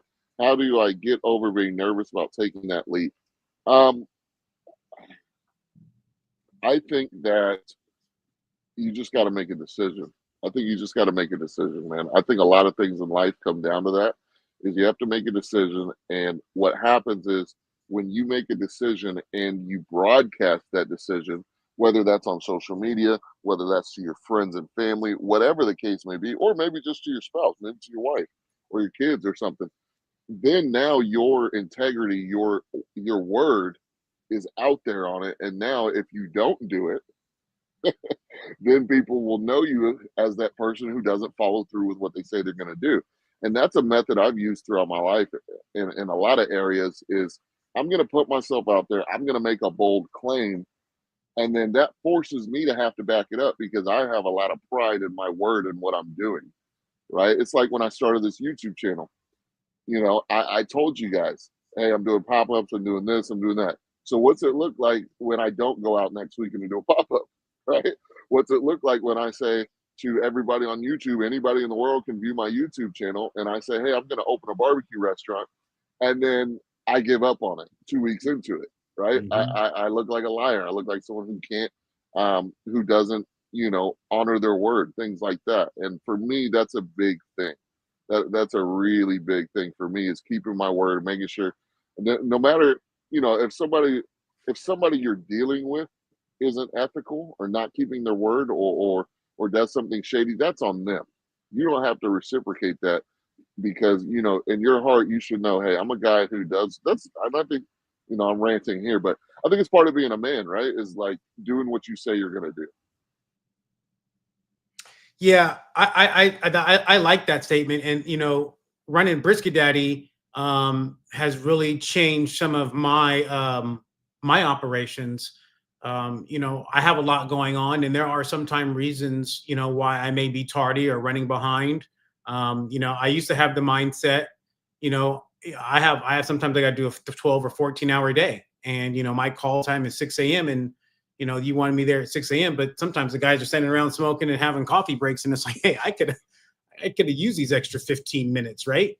But when it comes to Brisket Daddy, something in me is a little bit different. Like if I say I open at 11 o'clock, I want to make sure that I'm a man of my word and my restaurant is open at 11 o'clock. So if that takes me getting there at like 9 a.m., right? Because I got chicken to cook, right? So I Yep. technically, need to be getting there at 8:30 because, 9 o'clock and 11 is 2 hours. That's a lot of chicken. Plus, I'm trying to keep things warm. It just seems like every time I wish I would be there earlier and earlier, but because 10:30, you see people coming and then like pressure is on and then you don't have your routine. It's all messed up. Yep. So yeah, this has been a really good learning lesson and a way of changing my mindset. For sure. Yeah. Four Queens Barbecue says, talking about sauces and rubs. Plus, you grow your confidence when you do your own sauce and rubs. Yeah, absolutely. Absolutely. Yeah. El Barrio Cooker, salt and pepper came from Cressler Market in Lockhart, Texas. That's where it originated. Okay. And that's really the birthplace of Texas barbecue is Lockhart, Texas. So a lot of the places there are very traditional. So I would tell anybody who is looking to get into game and they're from the outside of the barbecue world, I would tell them Cruise Market in Lockhart. I would tell anybody to take a visit to Lockhart, Texas, and just kind of see the culture, the atmosphere of those barbecue restaurants. El Barrio said it was a catering company that approached me about it, and it's called Blind Cooking because your name doesn't get credit for the fabulous food. Yeah, sounds about right. Sounds about right. That's interesting. They didn't want to cook the damn briskets themselves, lazy fucks. Oh man. Yep, that's right. Other questions we got, guys, were cooking. On kind of software, equipment, taking credit cards, revenue tracking. I'm just going to keep this super simple on that stuff. Okay. You don't want to go out and be cash only. I don't care if it's your first time. If you're going to take this seriously, you have to have the ability to take credit cards and debit cards, Apple Pay, Zelle. You want zero barriers to them being able to purchase your product. Okay. And it lends to your credibility as well. I have people come up all the time and they're like, "Oh, is it cash only?" I'm like, "Nope. Anything you want to pay with. You want to pay with Bitcoin, we'll take it." You know what I mean? You want to be able to take payment in any form from the start. Okay. And so you just need to get with, there's tons of people out there, right? I use Shopify, there's Square, there's all kinds of different payment processors that you can get up and running. Stripe is a great payment processor. You can get pretty much payment processing from a lot of different places for very affordable, very affordably. As far as kind of revenue tracking and taxes and stuff like that, look a little bit more into the software you use. And like, I like the Shopify platform because I do my website on there. I do my payment processing. It has all my reports for the items I'm selling, the price points. You can even program into there to see what your profit margins are and things like that. So get a good software that you're able to do that. As far as a business structure goes, if you're just starting out doing pop-ups, doing stuff like that, you don't need an LLC. You don't even need a DBA. You need to just go out there and start selling because you don't even know if you're actually going to do this long term. Being honest, you don't even know that. So you need to just get out there and start selling. Don't worry about it. Unless you're raking in thousands upon thousands of dollars a week, you're not going to be in trouble with the IRS. And even if you were, you just file it as extra income. It's a 1099 gig for you. You just file a 1099 at the end of the year for that extra income, and you're good to go. You don't have to start any type of legal entity. Now, when you start getting into a food truck or a restaurant, that's when your liability increases. That's when you should get an LLC. What about when you're catering? If you're doing, again, so you're looking at the dollar amount of what you're bringing in, because I've had people, say, "Hey, you want to, protect yourself." So yeah, when do we start protecting ourselves? You start protecting yourself when there's a need to, right? So we can take this into the finance space, because I have financial licenses. I've got my Series 6, 63 investment securities licenses, my life insurance license, things like that, right? So we can take it to that space. There's a lot of people with no money that are trying to do things financially that are not built for them, right? You have the term accredited investor, right? There's certain investments that people who are accredited investors can make that normal people who are not cannot make. And there's a reason for that. Okay. So you've got people who have $2,000 in their bank account talking about setting up trusts and things like that. It's like, bro, you're not there yet. You don't have anything to protect, right? If you've got $100 pop-up tent, a $500 smoker, you're going out selling barbecue on the weekends, you don't have anything to protect. There's no reason to open yourself up to the tax reporting for the LLC, the compliance for the LLC, all of that, the filing, being on top of all your filings. There's no reason to even do that until you get to a certain point where you're taking on more liability, right? If you're in a parking lot and you're selling barbecue and somebody slips and falls, that's not on you. That's on whoever owns that parking lot. Right? That's true. Right. But if you have your own restaurant, that's a different story, right? That's a different story. Yeah. And even then, if you have a LLC, but even then, you don't need an LLC for protection. You have insurance for that. Correct. You have liability, business liability insurance for that, and you do not have to have an LLC to get business liability insurance. So I think a lot of people are putting the cart before the horse. A lot of people are putting the cart before the horse. They get tied up and they use. Go ahead. I was going to say, I got that same advice from a bookkeeper. She was like, yeah, you want to make sure you're in this for a good couple of years first, because I've seen people start and now they all of a sudden, they had to stop and take a break or whatever. And now they're looking at, a $700, $800 a year, IRS bill that they're not making any money in using. Right. Yeah. So make sure you're good and in it and committed. 100%. 100%. But that's for anything. Don't put the cart before the horse. Okay. Do you think, I'm not gonna, well, whatever. There's certain people, and I don't necessarily subscribe to this, but there's certain people who I've heard say, don't start an LLC until you're doing $1 million a year. I think that's a little bit of a stretch, and it depends what business, because different businesses have different risk levels, right? In the financial industry, I have to have different insurances and different things because I'm dealing with people's money. Correct. Right. And it's very high regulation. But yeah, I mean, you gotta and that's what business coaching's for. Boom, segue. That's what business coaching's for. So if you guys kind of want advice on that kind of stuff for your specific situation, your operations, your business structure, things like that, and you have specific questions for you that haven't been answered on the live, that's where becoming a member at the highest level, the $50 a month level, comes in, because you're going to get one-on-one business coaching from me. You can reach out whenever you want.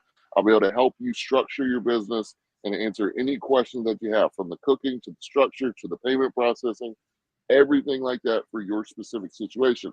And I'm going to use this opportunity to tell you the price will go up after grand opening.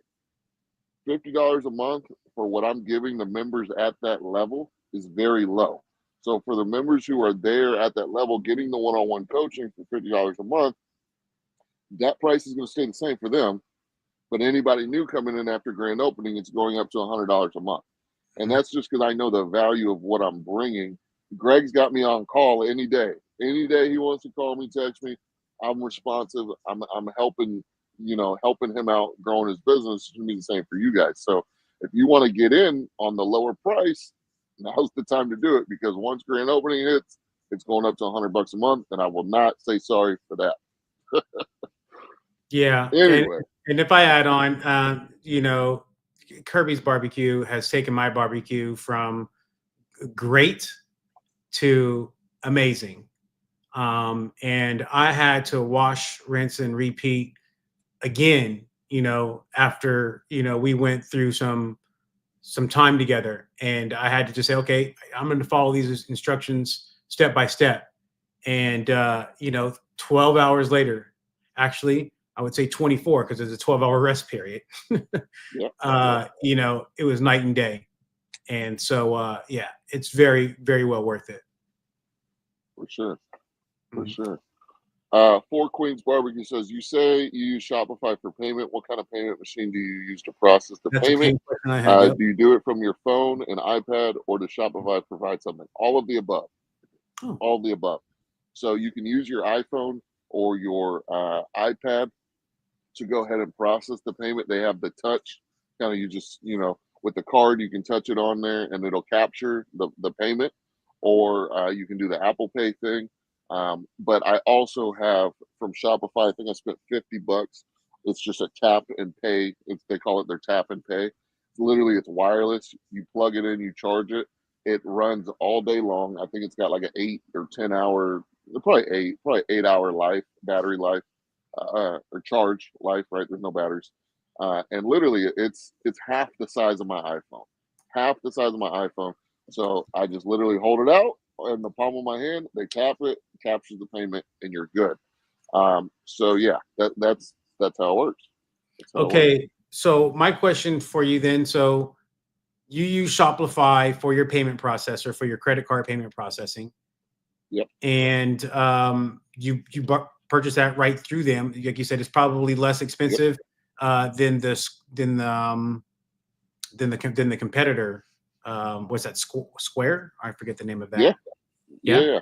Because what I do is I have a website that I set up for the business on Shopify. It's $40 a month. Okay. And then the payment processing, they charge like 2.9% plus 3 cents, I think, on every transaction. And that's it. So $40 a month, I get my website. They do all the payment processing. They handle all that. Shopify tracks all of your sales, everything. It tracks all the numbers for you for $40 a month. And you're just, obviously, with any payment processor, they're charging a percentage plus a couple cents typically. So yeah, that's how it works. They have a website builder. Is that what they have? Yeah. There? Okay. Oh yeah. Okay, sure. I'm going to the site Shopify is huge. Shopify is huge in the e-commerce space. So people who are selling products online, whether it's candles, blankets, whatever, they're drop shipping, whatever the case may be, that's where it really got super popular. But now they're like the biggest website builder on the planet right now because it's so simple. It's super easy to use. Are you shipping off Brisket yet? Not yet. I got to get a vacuum sealer. I got to get the back end infrastructure to do that. But that's something that I want to do. A lot of the top barbecue restaurants are making a lot of money selling their brisket online, basically shipping it with dry vacuum sealed, dry ice, all that good stuff. So, is that with is that sliced by the pound or like whole? Whole. Some people do different things. I've seen people sell oxtails. I've seen people do ribs. I've seen people do sausage.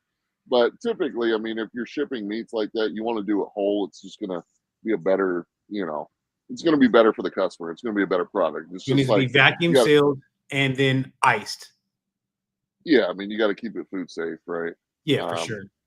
So when I start to do that, I'll share more of that process with you guys. That's something I know a little bit about, but I haven't actually done it. So I'll have to share more of that information with you when I get there. Mark said, "My meaning is to do what you love and your passion. My brother also has a passion for his profession, but has stage 4 cancer and work. Oh man, I'm sorry to hear that. Yeah, sorry to hear about that, man. I'm sorry to hear that. But yes, do what you love. If you can find something that you love, which I think for everybody in here is barbecue, and you can make money at the same time, that's the dream. That's the dream." So Bad Boy said, "So in Texas, is all you need to do is get permits." I mean, guys, we get hung up. A lot of people get hung up on the paperwork. And what I mean by that is people put paperwork as roadblocks to getting done what they need to get done. You don't need an LLC to start your business. You don't need a permit to start your business. You don't need a food handler to start your business. Now, are some of those things a good idea to get? Yes, 100%. But don't let those kind of things be a roadblock to you starting your business, right? When I started, okay, and I have a restaurant background, but when I started I hadn't done food service in 4 years. So my food handler's permit was expired. I had to go renew it online, okay? So at least I have that's showing I know how to serve food safely, right? But from there, you can kind of just go out and start selling. Now, is the health department going to show up and say, hey, you need a permit? Probably. It depends on how backed up the health department is in your county, right? But in a lot of different states and different counties and in different places, you're going to need some type of permit, whether if you're doing a pop-up, a temporary event permit, or something around that name, depending on where you're at. And there's different permits for different things. You need a different permit for a food truck, a different permit for a restaurant. But, don't let any of the paperwork prevent you from starting. If you go out, and this is what I try to tell people, if you go out and sell some brisket this weekend, you're not murdering somebody. You're not committing a crime by not having a permit. Right. It's not a crime. Right. They might come by and shut you down and tell you, hey, you need a permit. And you say, oh, I didn't even know. Or, I'll get one next time or whatever. But guys, you're not committing a crime. Do not let that stop you from getting out there and doing your thing. Your video cut off a little bit. I'm seeing a bunch of bars. I don't know if that's the stupid battery died. And this one's about to die too. So I'll just switch over to my my computer once that happens. Cool. But yeah, definitely look into your county's regulations for the health department and things like that. But at the end of the day, man, you're not committing a crime as long as you're being food safe and you're doing things the right way. You're going to be fine. El Barrio Cookers, if you start your own barbecue business, make sure you go on a long vacation because it's going to consume your life. That's good advice. Yep. That's good advice. Definitely taking over. I'm going to mute my camera here for a second, but I can still hear you and I got my mic open. Cool. 2B Barbecue asks, Brisket Daddy Barbecue, do you have a Facebook page? If you do, are there several using your name? Is that a franchise? I just want to know a little bit about if you have a Facebook page, things like that. Yeah, I have a Facebook page. So my Facebook page is the Brisket Daddy Barbecue. And no, it's not a franchise. I did the branding on my own. And I'm providing, let me get my camera here back together for a half a second. Stand by. There we go. I had to switch over here. Yeah, there we go. Sorry about that. Can you guys see me though? Can you see me yet? Yeah, we got you. Yeah, you're good. So the question was, am I a franchise? No. I hired a guy. That's probably the most expensive thing that I did pay somebody to do, was my branding package. I had nothing, and he's, I got a letterhead, a business card, an A-frame sign. He's going to design my tent for me when I'm ready to do a tent, and menus, hats, shirts, ideas. I wanted to do a kind of whole Kickstarter thing, and really didn't kind of start like that, but I did make a lot of merch up. And I've just had a lot of community support and a lot of friends and family support. Very well. Very well. We answered that. The only Lord is Jesus Christ. Do you think or know if briskets yield different results on a pellet versus a wood smoker? I personally do not know if it's different. I don't know. I've never used a pellet smoker, to be honest with you, so I'm not sure. I know I prefer smoking on wood, that's for sure, with wood. Yeah, I know. I wouldn't know. Different results yield different. So this question, at first when I read it, I was thinking yield of the brisket as far as amount, but it sounds like when he says yield different results, he's talking about overall, like is it a different result? Like is it better on one or the other? The way I'd answer that question is I know a lot of competition guys use do use pellet smokers now just because it's easier to transport. It's a more controlled environment. You don't have fluctuations in temperature, things like that. Mm-hmm.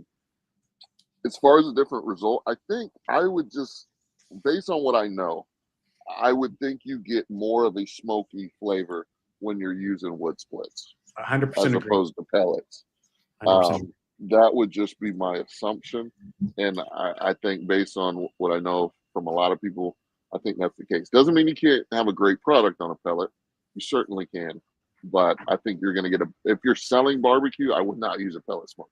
If you're getting one for the backyard, you're going to do briskets for the family, and you want to keep it, in a smaller package, you don't want to have a bunch of wood, do the pellet. No big deal. But I think if you're selling it, people want the real deal, Holyfield, Oh yeah, I got some good news for you then, Sean. On that note, I actually took back the smoker. I took back the Traeger smoker.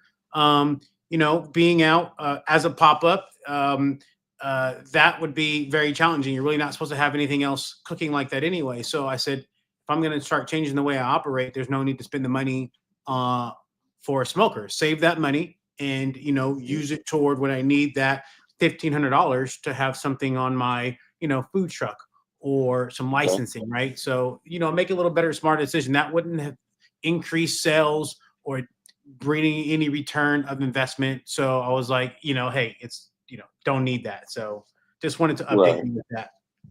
Okay. Yeah. And I think you said something, I could have misunderstood you, but here in Texas, they have, as far as cooking, they want you to either be doing it, prepping and cooking at a commercial kitchen.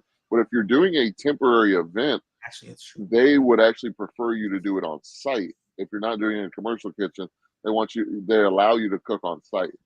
So that's another way. Like I said, I'm not telling you guys what to do or telling you I've done this. This is not, as the finance guru say, this is not financial advice. This is not regulatory advice. But in my early days of doing pop-ups, even if I had to prepare some food in different places, I would always have a smoker right there at my pop-up so that if anything went down, I could say, yo, I cooked this here on site, because the pop-up tent, if you have your 3-compartment sink, all that, it's up to code and you have your temporary permit, you're allowed to cook on site. Why wouldn't you be? It's a unit that's been approved, so to speak. El Barrio said some people on YouTube selling barbecue from a pellet smoker. It's a touchy subject, but I'm totally against it. It might hit a nerve with some people. Yeah, I can agree with that. I did try not to talk down on the people who are doing pellet smokers. I don't see anything wrong with it. Just for me, man, I'm out there because I'm trying to do. It's like caveman stuff, Like I want the real wood and the fire. You see all these splits behind me, man. I want the real wood and the fire. You know what I'm saying? I want to wake up early in the morning, come back here, get me some logs, and start me a fire. Start me a real fire. Yeah, there's nothing like starting a good 4 a.m. fire. I think I'll be doing that on Thursday morning, right? Getting me a good fire going for or actually a Friday. I'll probably just on Friday morning. But yeah. And myself, I'm selling Texas style brisket, and Texas style barbecue is not on the Traeger. It's on the smoker. It's 12 hours. It's fat side up. It's Texas post oak. And it's love. It's a labor of love, and it's community. Yep. Yeah. 100%. I need that horn again. I need that horn sound effect again. Bah, bah, bah, bah. My man TJ Murray upgraded. He was already a member. I think he was buying me a cup of coffee, which I always appreciate. Yeah. But my man TJ upgraded to the barbecue business coaching membership on the channel. That man is ready to take his barbecue to the next level. Yep. Perfect. And thank you so much for upgrading the membership. I can't wait to speak with you and help you in whatever endeavors that you plan on doing. It's going to be fun. It's going to be exciting. And I promise you are going to get a great return on your investment. And you got in before I think what it was is he heard me say the price was going up. And he said, oh, no, we're not doing that. So, like I said, after grand opening, the price is going up for one-on-one coaching and consulting. So, TJ, thank you so much, brother. Glad you got in. We'll be talking soon. Welcome, TJ. TJ. Is also another announcement. TJ's coming for the grand opening. Oh, perfect. TJ's coming. Yep. Hey, TJ's coming for you're the gonna need grand to make opening. some extra brisket because we all, there's benefits of being a member, right? TJ, we get to sit down and get some brisket. 100%. We get 100% with we get 5 pounds of brisket each. Whoa! 5 pounds. No, we'll feed you. We'll take care of you. But TJ and his wife are going to be making the trip up from Louisiana and joining us for the grand opening. TJ is going to be helping Greg and I in the kitchen on the smokers. And I'm super excited. I'm super excited. When I started the channel, when I started the business, I never would have thought, because I'm kind of an outsider to the barbecue community. I'm new to the barbecue community. Only over the last, whatever it is, 5 months, 6 months that I started the channel, am I in the barbecue community. And I never would have thought people would be traveling from all across the country to come to my grand opening, man. So super excited. I appreciate each and every one of you. And TJ, thank you so much, man. I cannot wait to meet you and cook some brisket. We're going to cook it up. Bad boy, you got it good in Sacramento. It's a barbecue truck at every corner store in Texas. That's true. That's true. And you don't have a lot of competition out there. Yeah, I have no competition, and that's exactly why I'm doing what I'm doing, because I wanted to be just a hot dog guy, but selling brisket sandwiches. I didn't even really want to do brisket fries and brisket chili, and that just came because I wanted to have a restaurant all my life, right? I love cooking. But the last week, I went out and did sandwiches only and fell right back in love. Like it was perfect. 2 tables, a griddle, some sliced up brisket ready to go. Yep. I mean, I couldn't move them fast enough. 100%. 100%. I'm about to move locations, guys. I'm about to move onto the patio. So bear with me. I'm going to mute the camera real quick. Yep. I don't even know how to do that. Let's see. No, that's not it. Stop camera. Okay. How many? Cool. Yeah, I'm going to move locations real quick. We got 18 people in here. Okay, good. 2B Barbecue says, I think cheating in competition. I think it's cheating in competition. What is the real deal? Personally, I get more satisfaction in the challenge of a stick burner. 2B Barbecue. So do some guys do wood and then some guys do Traegers, or convection basically oven is what that is. Everybody's not on the same playing field. Let's talk more about that. What is a competition, and are they not? Well, still, whether you do it on a Traeger or you're doing it with wood, it's still the same amount of time. So it's not like, one's going to be a faster process. So it's not, but the thing is, there is certainly a difference in the process, because those Traegers, you can set the temperature on there. It's electronic controlled, right? Right. So you're setting the temperature and forgetting it. You don't have to manage the fire. Right. You don't have to add more splits. You can get some sleep. Yeah, it's definitely code for sure. Yeah. And that's why I thought I was going to, just pick up the other one, because I was like, oh, wow, I can really increase productivity very easily when I want to. Right. So, yeah, that was my thinking behind it. But, I got more than enough fire. And, based on our conversations, what we've talked about, right, is the importance of having a consistent temperature on your smoker, because there's nothing worse than you run and go to the store to grab some supplies and get caught in traffic, and your temperature drops, below, a certain point. Technical difficulties. How about now? Yeah, I hear you. No camera just yet. But yeah, that's something that Sean took me through that really changed the game on my brisket, was holding that temperature. I think that was the biggest challenge on my cooks. And the last time I cooked, Greg, I can't hear you, brother. I don't know if you can hear me. I can hear you. I can hear you. Can you see me? Okay. I can't hear you for some reason. Okay. Put it in the live chat if you can hear me. Yep, stand by. Greg, I'm not sure why I lost Greg's audio for a second. Let me check on my microphone to make sure I'm still good.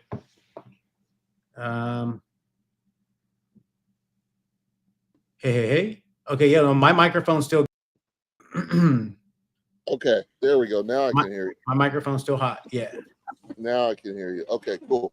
So Yeah, yeah, man.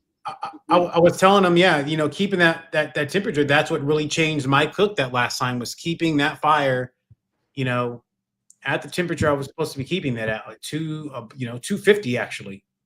Yeah, I was the whole time. because when you're cooking your brisket at say 250 or 275, and you get up to an internal temperature of 165, but then you fall asleep or you go to grab a beer or whatever, and you come back to your smoker and the smoker temperature is reading 190 and your brisket's temperature has dropped.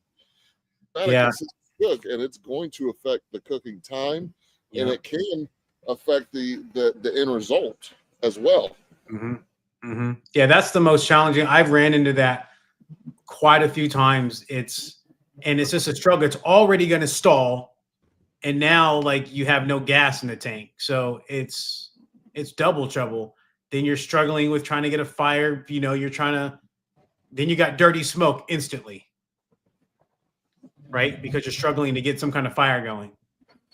Yeah, and dirty smoke is a whole nother topic we can get into. I want to answer a few comments here as I get settled, but Yep. Sorry Yep, about go ahead. the No, go ahead and put them up. Here. Okay, there we go. Okay. There Yep. we go. Yep, you're back inside. There we go. Perfect. Okay, so Mark says, but I feel better with the offset hands down. Yeah, 100%. 100%. Yeah. That's what I just did that last cook on. It was way better. All right, let me scroll back up. I missed a lot of comments, guys. Okay. Let's see. El Barrio Cooker said, I'm out of town this weekend, but I will make it out there after this weekend in New Caney. That's what I like to hear, man. Can't wait to meet you. Four Queens, forget that pellet smoker, aka Easy Bake Oven. Yep, that's how I feel. Easy Bake Oven. Easy Bake Oven. Not a joke, says use whatever you want. El Barrio, they call themselves pit masters, turning a digital dial to 250 and super smoke. Don't get me rolling.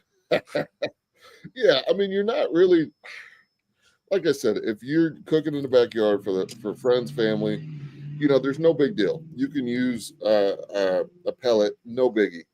But if you're trying to do it up for real, you need to go ahead and get you an offset stick burner, man. The grand opening is going to be May 30th through June 1st. That weekend, Friday, Saturday, Sunday. Obviously, we're going to be up here all week prepping, getting ready. Greg will be up here, Brisket Daddy Barbecue. TJ will be up here, and we'll be rocking and rolling. Jeremy said, how long till we see that PRM smoker? So if you weren't here at the beginning, we had Paul from PRM Barbecue live on the live stream at the beginning. So when the replay comes up, go back and watch that. He informed me that it may be ready for the grand opening. We'll see. You know, I put him on the spot on the channel. We'll see what he hits me back up on Instagram. It says, but yeah, he says it's possible. We're in that kind of by May 30th. So I ordered it March 5th. So April 5th is 1 month. Wait, was it March? Yeah, March. So all of March, all of April, that's 60 days. And then all of May would be 90 days. And we're opening the end of May. So if he had it ready by grand opening, that would truly be 90 days right there. So that would be great. I think he'll deliver. I think so. You're especially opening up. We put the pressure on him a little bit, right? Huh? So especially since we put the pressure on him a little bit. Definitely. Not a joke. LL says guys from Texas act like everything they do is the right way. Just like they all used to wrap their briskets in foil and they'd have pot roast that everyone figured out that it isn't the best way. You know, I could be wrong. Somebody who's older than me may correct me, and that's fine. But my understanding was the old timers would either not wrap at all, or but You there? you got me? You're spotty. How about now? Yes. Okay, perfect. Sorry, my AirPods died. But from my understanding, they were doing no wrap briskets, or they were using butcher paper back in the day. I could be wrong, but there is a whole conversation about that. Different restaurants use different things. Some restaurants swear by wrapping in foil, others swear by butcher paper, others do no wrap briskets. I think you have to just formulate the method that works for you the best. And I've pretty much done that, but it's also going to depend on your smoker, how close your briskets are to your firebox. There's a lot of different factors. Are you letting it rest before you wrap it to rest, right? Because I know guys who will do a no wrap, like Goldie's, #1 on Texas Monthly's top 50. They do a no wrap brisket. They don't wrap the brisket at all during the entire cook. One of the reasons they can do that without having poor results is because they've got big 1,000-gallon offsets. And so they can place those briskets as far away from the firebox as possible, very close to the smokestack. They're not getting any direct heat at that point. And so their edges aren't going to burn. Their bottoms are not going to burn. It's going to be just fine. But if you're on a backyard smoker and you're trying to do a no wrap brisket, you're going to be fighting it. It's not impossible, but you're going to be fighting it because that firebox is so close to the meat. But what they do is they'll do a no wrap brisket, and then they'll pull it off the smoker. It'll rest and bring the temperature down a little bit, and then they'll wrap in foil with tallow. Now, they're able to get away with that and it not be pot roasty for the rest because they've allowed that temperature to come down. If you pull that brisket off at 203 and immediately wrap it in aluminum foil, it will roast. It will roast. So there's different techniques and different styles. You just got to be aware of the situation. Let's see. And he says, do it now they act like they invented the no wrap and butcher paper. Hey man, you hating on my Texans a lot tonight, man. I don't like that. I don't like that. If it wasn't for us, y'all wouldn't have brisket.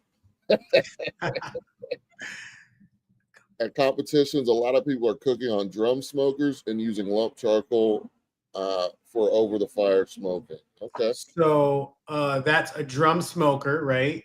Mm-hmm. The brisket's kind of sitting on top or even hanging possibly inside of the drum smoker, and it's kind of just direct heat from underneath. Yeah, not hanging. I think it would be too heavy to hang, but yeah, direct on the grates, above the fire. That's you got to cook that very low and slow. Otherwise, you're gonna burn that bottom for sure. Mm-hmm. It's a long cook.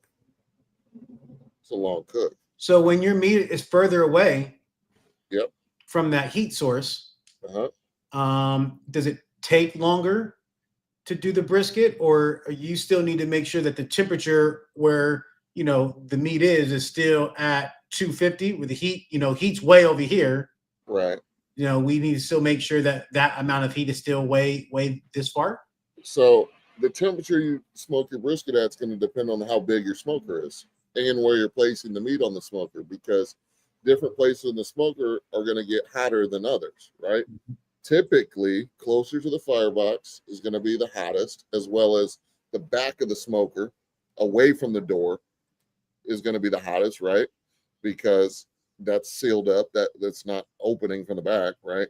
So that's going to be hotter, but it's also a matter of direct cooking versus indirect cooking. The reason why you use an offset smoker is because you're getting indirect cooking. It's cooking convectionally, almost like an oven. And so when that brisket's very far away from the smoke, from the firebox, it's just getting that radiant heat, and that's what's cooking it. Whereas if you got your brisket on a backyard pit and it's right bumped up against the firebox, sometimes those flames are coming into the actual I've had that happen. Cook chamber, right? And when that happens, you can have grease fires. If your smoker's not clean, it can burn up the bottoms of your brisket, and that's a challenge I have sometimes when I'm cooking briskets. Is I'm doing it on such a small smoker, is if I have a lot of brisket on the smoker, it's inevitable a couple of those briskets are going to be way too close to the firebox. Yeah, for sure. And so that's one of the reasons why one of the reasons, as well as volume, because I'm at cooking capacity right now, is getting a bigger smoker, right? And speaking of that, looks like Paul from PRM BBQ Co is back in. Paul, if you want to hop back in, man, you can use that same link, and it'll bring you on here, and I can bring you on if you like, brother, if you like. But yeah, so that's one of the reasons why I ordered a bigger smoker. It's because I gotta have those briskets looking beautiful, perfect. Now, Barrio Cooker says, Paul, I enjoy your videos and your craftsmanship on your rigs. Absolutely. Yeah. I was looking at his page earlier while he was talking. It was great content. Pretty good stuff, man. And that's how I found him, with social media. He was posting a lot of great stuff on social. And you know, it's not always, and I'm not saying his aren't the best smokers, but it's not in business, it's not always the best wins, it's the most known that wins. And he made himself known and available. Mark said, need a plan a trip, brother, for the opening. Absolutely, Mark. Absolutely, come through. I'm in New Caney, Texas. It's very close to Humble, Texas, so come through. Alvaro said, I have a video of our pop-up 5 briskets wrapped in foil, rest overnight, still no pot roast brisket. Hey, okay. There you go. If you can do it, you can do it. If you can dream it, you can do it. Yeah. Alvaro said they use a diffuser plate. Yeah, I'm not really sure my opinion on diffuser plates at the moment. They say the diffuser plate is the reason why you're getting that bottom up cooking, but you know, I'm not entirely sure on that, because I think the whole point was to kind of block the fire and the flames. But you know, whatever that the case may be. Mark said, I always use butcher paper and tallow. Okay. Yep. Not a joke. Go ahead. What were you saying? Hey, so you know, one of the processes that I loved that we went over was you know, not spending that extra money on some mustard. You know, that's not necessary anymore. You know, some people do cold spritz or warm spritz. And I actually took a little bit more of a challenge after I trimmed up really well. I actually gave it a quick 30-second, 15-second warm bath as I just cleaned off the meat, right? I had a really big tray there, and I just let it just warmed real quick, and then let it just drip dry. And then, yeah, that seasoning stayed very well. It binded, right? Bound very well to the meat. Yeah, you know, there's a million different philosophies on everything that you do in barbecue. One of those things is binders, and everyone has their favorite. Everyone has the binder they say adds something to the meat, whether it's mayo, mustard, water, whatever. I've seen people do hot sauce. I've seen some comp guys do Worcestershire sauce. But you know, when I saw a video that Goldie's put out where they said they just use warm water, I was like, okay, let me look into that. And then I started seeing other people do testing videos. They would have literally like 5 different briskets, and they would use a different binder for all of them. And the conclusion was that the binder really didn't add any flavor to the brisket whatsoever. And it didn't have, like some people will tell you, the acidity in some of those binders will help break down the meat. Man, you're doing a 12-hour cook. You don't need no help breaking that meat down. You're doing a 12-hour cook.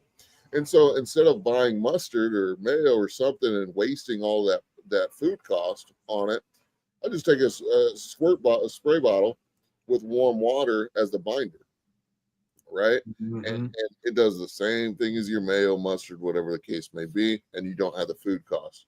But once again, right, it's different processes for different people. So if you're doing it in the backyard, you're making 1 brisket, 2 briskets. Use whatever you want, man. There's no right or wrong answer. But when you're doing it at scale, when you're doing a lot of briskets over your weekend, that's a lot of money, a lot of product you're wasting when you could just be using warm water. Yep. Now, Barrio said now everyone is doing pickle juice. Yeah. Pickle juice has been big too, but I'm good. Mark, what's your question, buddy? Put it in the chat. Not a joke, LOL says, no hate, I love Texas barbecue, but it's becoming like New Yorkers with pizza. Not sure if it's the best. I do know they have the best PR social media, though, LOL. I'm going to disagree with you. New York pizza is the best, okay? I don't need any stuffed crust. I don't need your Chicago deep dish. I don't need none of that. I need me a good thin crust New York style pizza, man. This long. I need me a Texas. See, this is the same thing I'm gonna get on Brisket Daddy for a minute. This same thing I told him when I seen his brisket. That shit was looking pasty, man. I need me a black bark. I need that bark to be looking great throughout the entire thing. The top, the bottom, the sides. I need that thing to be black. You know what I'm saying? I want people who have never had brisket before to see that and think it's burnt. Right. I had somebody say, "Why you burn that up?" Okay. Yeah, but then you slice into it and they take a bite and you get that tenderness on the inside, that juiciness, and then you got that salty, peppery bark. Oh, ain't nothing like it, man. Don't tell me hating on no Texas barbecue, man. We know how to do that. If there's a couple things we know how to do, it's barbecue, it's gun laws. No, we won't get into that. And sausage. Y'all do great cheddar jalapeno sausage too, yeah? Yep. Yeah, I can't wait for that. Yeah, there's a lot of people in Texas who make some really good sausages, for sure. But what other questions you guys got while we're here live? We've been going for an hour and 56 minutes, almost 2 hours for y'all on a school night, man. It's Wednesday. Right. Tomorrow I'll be getting up early, throwing some briskets on the smoker, getting them ready for Friday service. Yeah, and we'll be I'll getting be back on it Friday myself, getting ready. I actually having a community event this week, my first community event. I'll be at the it's called the Elk Grove Asian Community Sports Complex, where I'll be sampling off my food to over 500 people at a paid mixer event. So it's exciting, and I'm trying to kind of they hate us because we ain't us. They hate us because they ain't us. Because they ain't us. They want to be like us, Texas, with these fly cowboy hats. You know what I'm saying, and them boots. PRM's got all the good quotes. He's got them all. Let me tell you, if you got the skill and the will, but you ain't got the dollar bill, go holler at my boy. Yeah. Well, tell us about the event you're doing. How many people? What are you going to be cooking?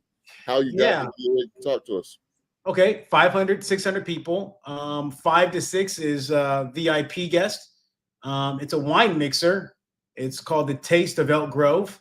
Elk Grove businesses sampling off their food. So, just prepare for 500 people. I think I'm going to do brisket sliders.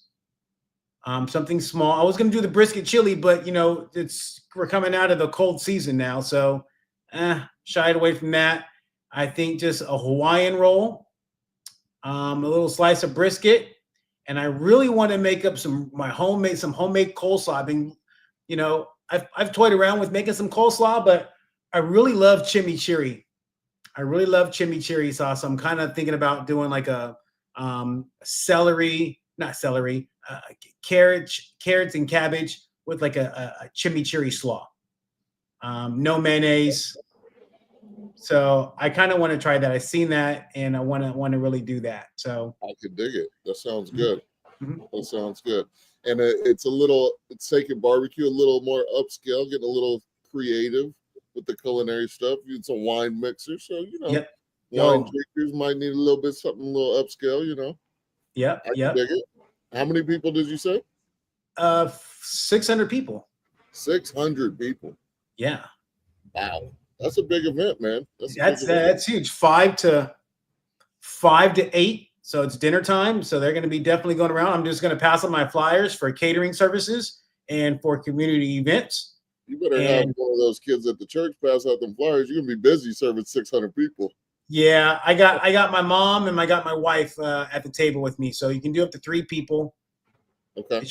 It should be fun. All right. It should be really good. A lot of great exposure. I'm excited. Yeah, no, that's going to be huge for you, especially in that area. Should open up a lot of opportunities for you. It will. For sure. Mark said, okay, a deep one. I know each one of y'all's brand is y'all's baby. I will build mine. We all merge together and grow. So we're kind of doing that, right? I mean, it's not, I wouldn't call it a merger, but kind of a collective, a partnership,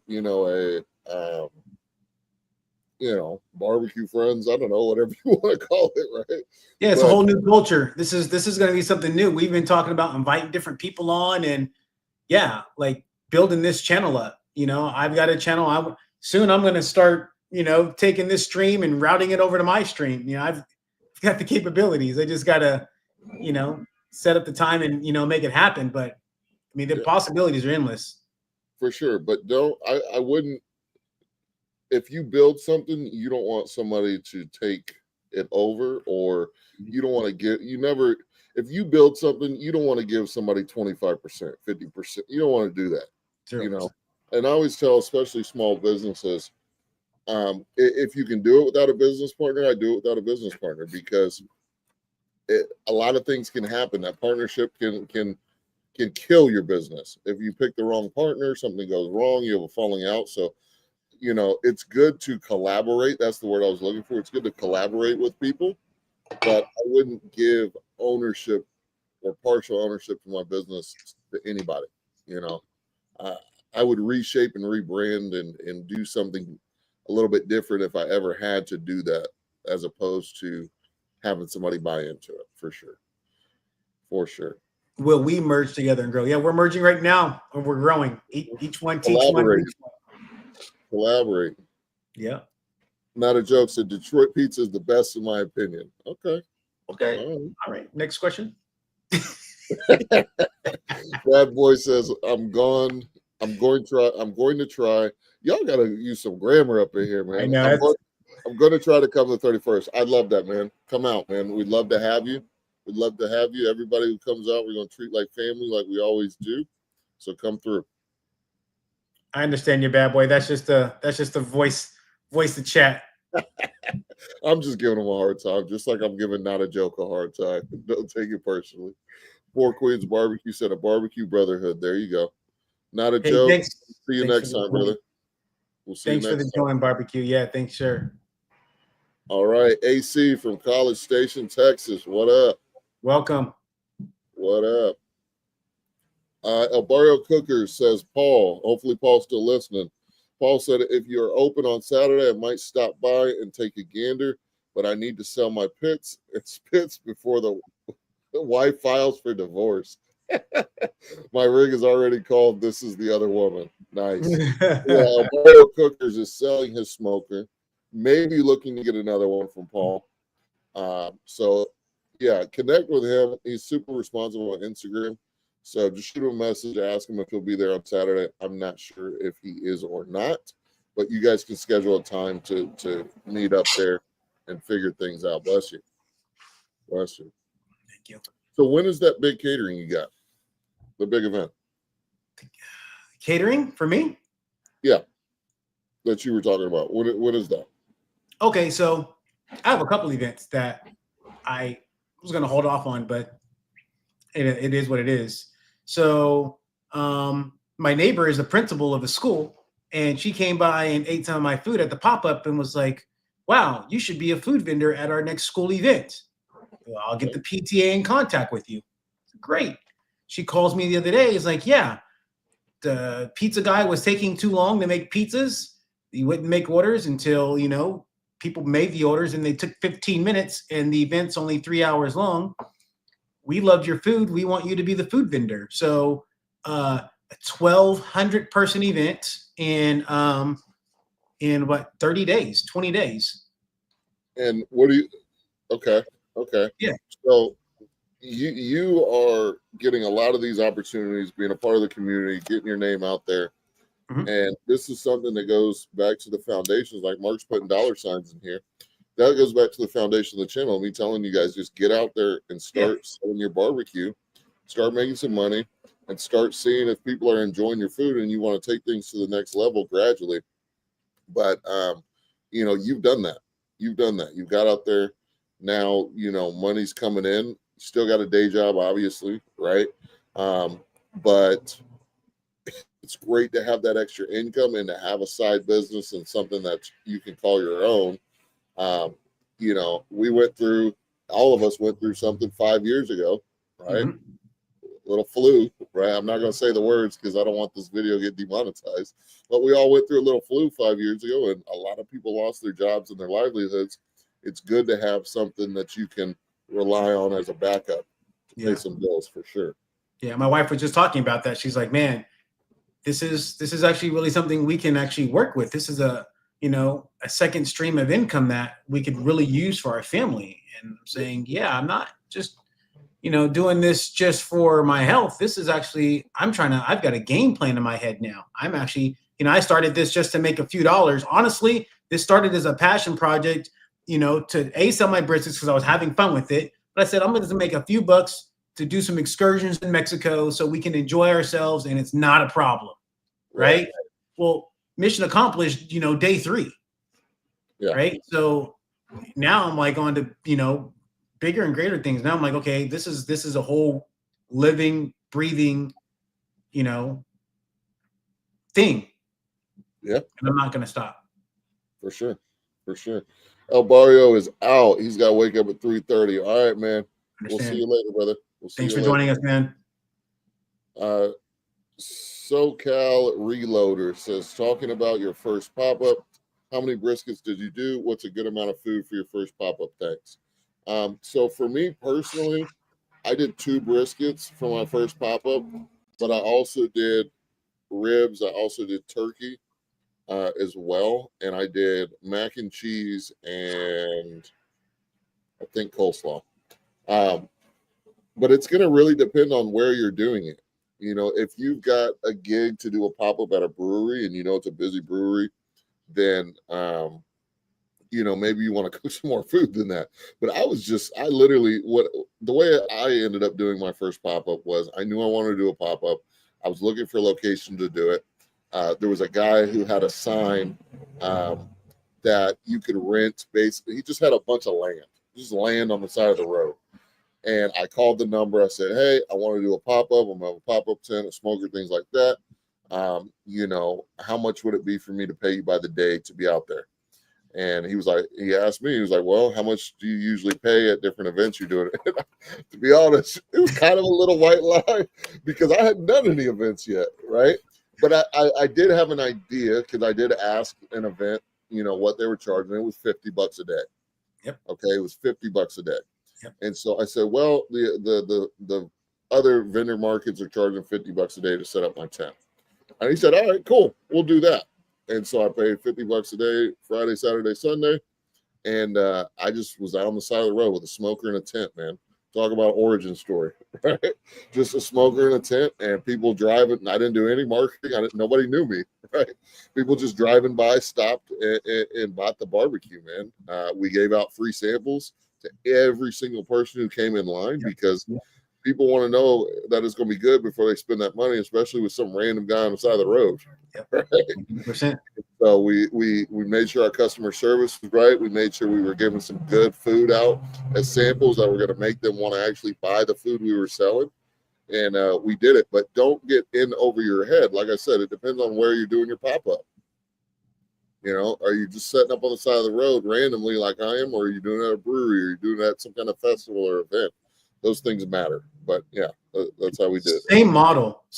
When I started at the barbershop, Camp to San Antonio, Fiesta. Hey, Mark, Jesus, my savior. We see you.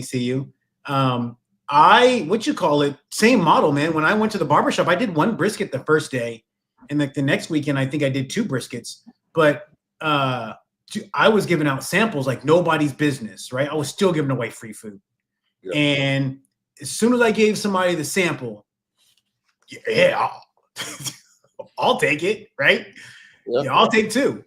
So yeah, the sample and then the customer service, the smile, and then man, they just loved it. And so same thing, man. I did 2 briskets, a lot of samples, and they want to make sure it's good. And there's 2 reasons for the samples. The first one is exactly what you mentioned. They want to make sure that it's good before they spend their money with you. But the second one is, I can't remember, I don't want to say it wrong, but there's certain cultures and certain people who know the psychology of selling.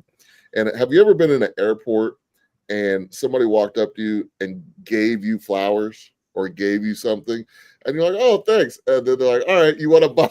How much do you want to buy?" Right? It's a psychology thing to where when somebody gives you something for free, in your mind psychologically, you feel like you owe them, right? And so on top of that, the food being good, yeah, they're gonna buy some food from you, man. That is a for sure psychology. It happens a lot in San Francisco. Well, not here anymore, but it happens a lot in Las Vegas. You know, street vendors. As soon as like, hey, put this, hey, oh, you look good in that, or hey, you know, they want to sell you a bracelet. They want you to hold it because as soon as it's in your hand, you've purchased it, whether you know it or not. Because Yep. I seen a guy say, "Oh no, no, no, no, no, no, no, no, no, no." You know, he's backing up from the product. No, no, no, no, that looks great. You know, no, no, no, no. So that is for sure. Or like the guys in the mall, right? Who say, "Oh, let me Yep. clean your shoes," and then they want to sell you a shoe cleaner, right? Right. To start, And hey, now you look like a jerk if they done spent 5 minutes cleaning your shoes up, right. and you Or they want to to ask you a question just to get you in that conversation. As soon as they can get you in the conversation or get your name, then they have you hooked. It's done. It's done. PRM BBQ Co. said, "Dreams are for sleepers. Planning is for doers, but success belongs to those who execute." 100%. Great statement, man. He's hitting them hard tonight. 100%. Awesome. Awesome, guys. Well, if y'all have any more questions, throw them in the live chat. We'll probably be on for another 10-ish minutes. I know Greg got to work in the morning. I got to work in the morning. So we'll stay on for a couple more questions if you guys have them. If not, we'll shut them down, but we'll stay on for a couple more minutes. Smoke Shack is making progress. We have a roof on it. Oh, good. The roof should be finished by the end of the weekend. Still getting everything together, but it's coming along. It's coming along. What's the water and the sink situation? Drainage? You already run the plumbing for that? So we have kind of the plumbing, like where the plumbing is going to go, and kind of the pipes and the tubing and stuff had to go in before the concrete. So that stuff's already set. Oh, okay. But the actual like getting it all hooked up is not done yet. Not done yet. Now, is that something you do yourself, or you have to have another contractor to do that for you? No, absolutely not. I'm not a builder, man. I can't build anything. That's not my specialty. So that's all going to be done by someone else for sure. Okay. If I was going to build this thing, it would take me a year. It would take me a year. Barsby BBQ. Gosh, man, there's a barbecue place in Lockhart called BBQ. So every time I read his name, I think of it, and it messes me up. But it said Brisket Daddy is your 311 at 7 address. You know what he's talking about? No, I don't. Not yet. I'm trying to figure it out. Clarify that, man. Clarify that. PRM BBQ Co. said, "Check you later." All right, brother. Have a good night. Thank you so much for hopping on. Thank you. Enjoyed you very much. TJ said, "Post some pictures of the shack when you can." When I get out here tomorrow, I'll put some pictures on the channel for sure. I'll post some pictures. You got to put something on the YouTube release too, so I can keep enjoying the member benefits of getting early releases of content. That's true. That's very true. I've been slacking there. You're right. Thank you for bringing that up. Yes, So sir. I want to see something that can't nobody else see. yeah. So I need to do that. I'm gonna work on that. I appreciate it. I'm gonna work on that, man. Cool. So Greg, you're locked and loaded, right? Plane tickets bought. I'm locked and loaded. As far as your plane ticket and everything. Yeah. I bought some airfare yesterday, I believe. I'm gonna do the red eye. Basically, I'm gonna leave, around the 12 o'clock, 11:59 p.m. time, and then I'll sleep throughout the night on the plane, and I'll be ready, boots on the ground at 6 a.m., ready to go to work. Like, there you go. Yeah, that's how I roll. Sleep on the plane, get up, work all day, and work throughout the night. and then get a little bit of sleep and get up and be ready to do it again. I think I'm going to bring my camera with me, then I shoot as much video as possible for me and my guy. And we're going to have some really good reels. That'll be good. Yeah, I'm excited. I got a ticket for the wifey too. I'm not for sure if she's going to be able to make it though. So we'll have to work on that. Okay. All right. TJ said I moved my drive-in day to Tuesday. Okay. So TJ will be driving in on Tuesday. So he'll arrive on Tuesday morning or Tuesday evening. Yeah, he's in Louisiana, so he'll be here at some point on Tuesday. Okay. So perfect. All right, guys. Well, I appreciate everybody who tuned in for the live. Thank you so much to Paul and to Greg from Brisket Daddy Barbecue for hopping on. And we will see you guys in the next video. I'm gonna try to get some content up, especially for the members tomorrow. We'll take a look at the Smoke Shack and some other things we got going on. But with that being said, y'all have a great night.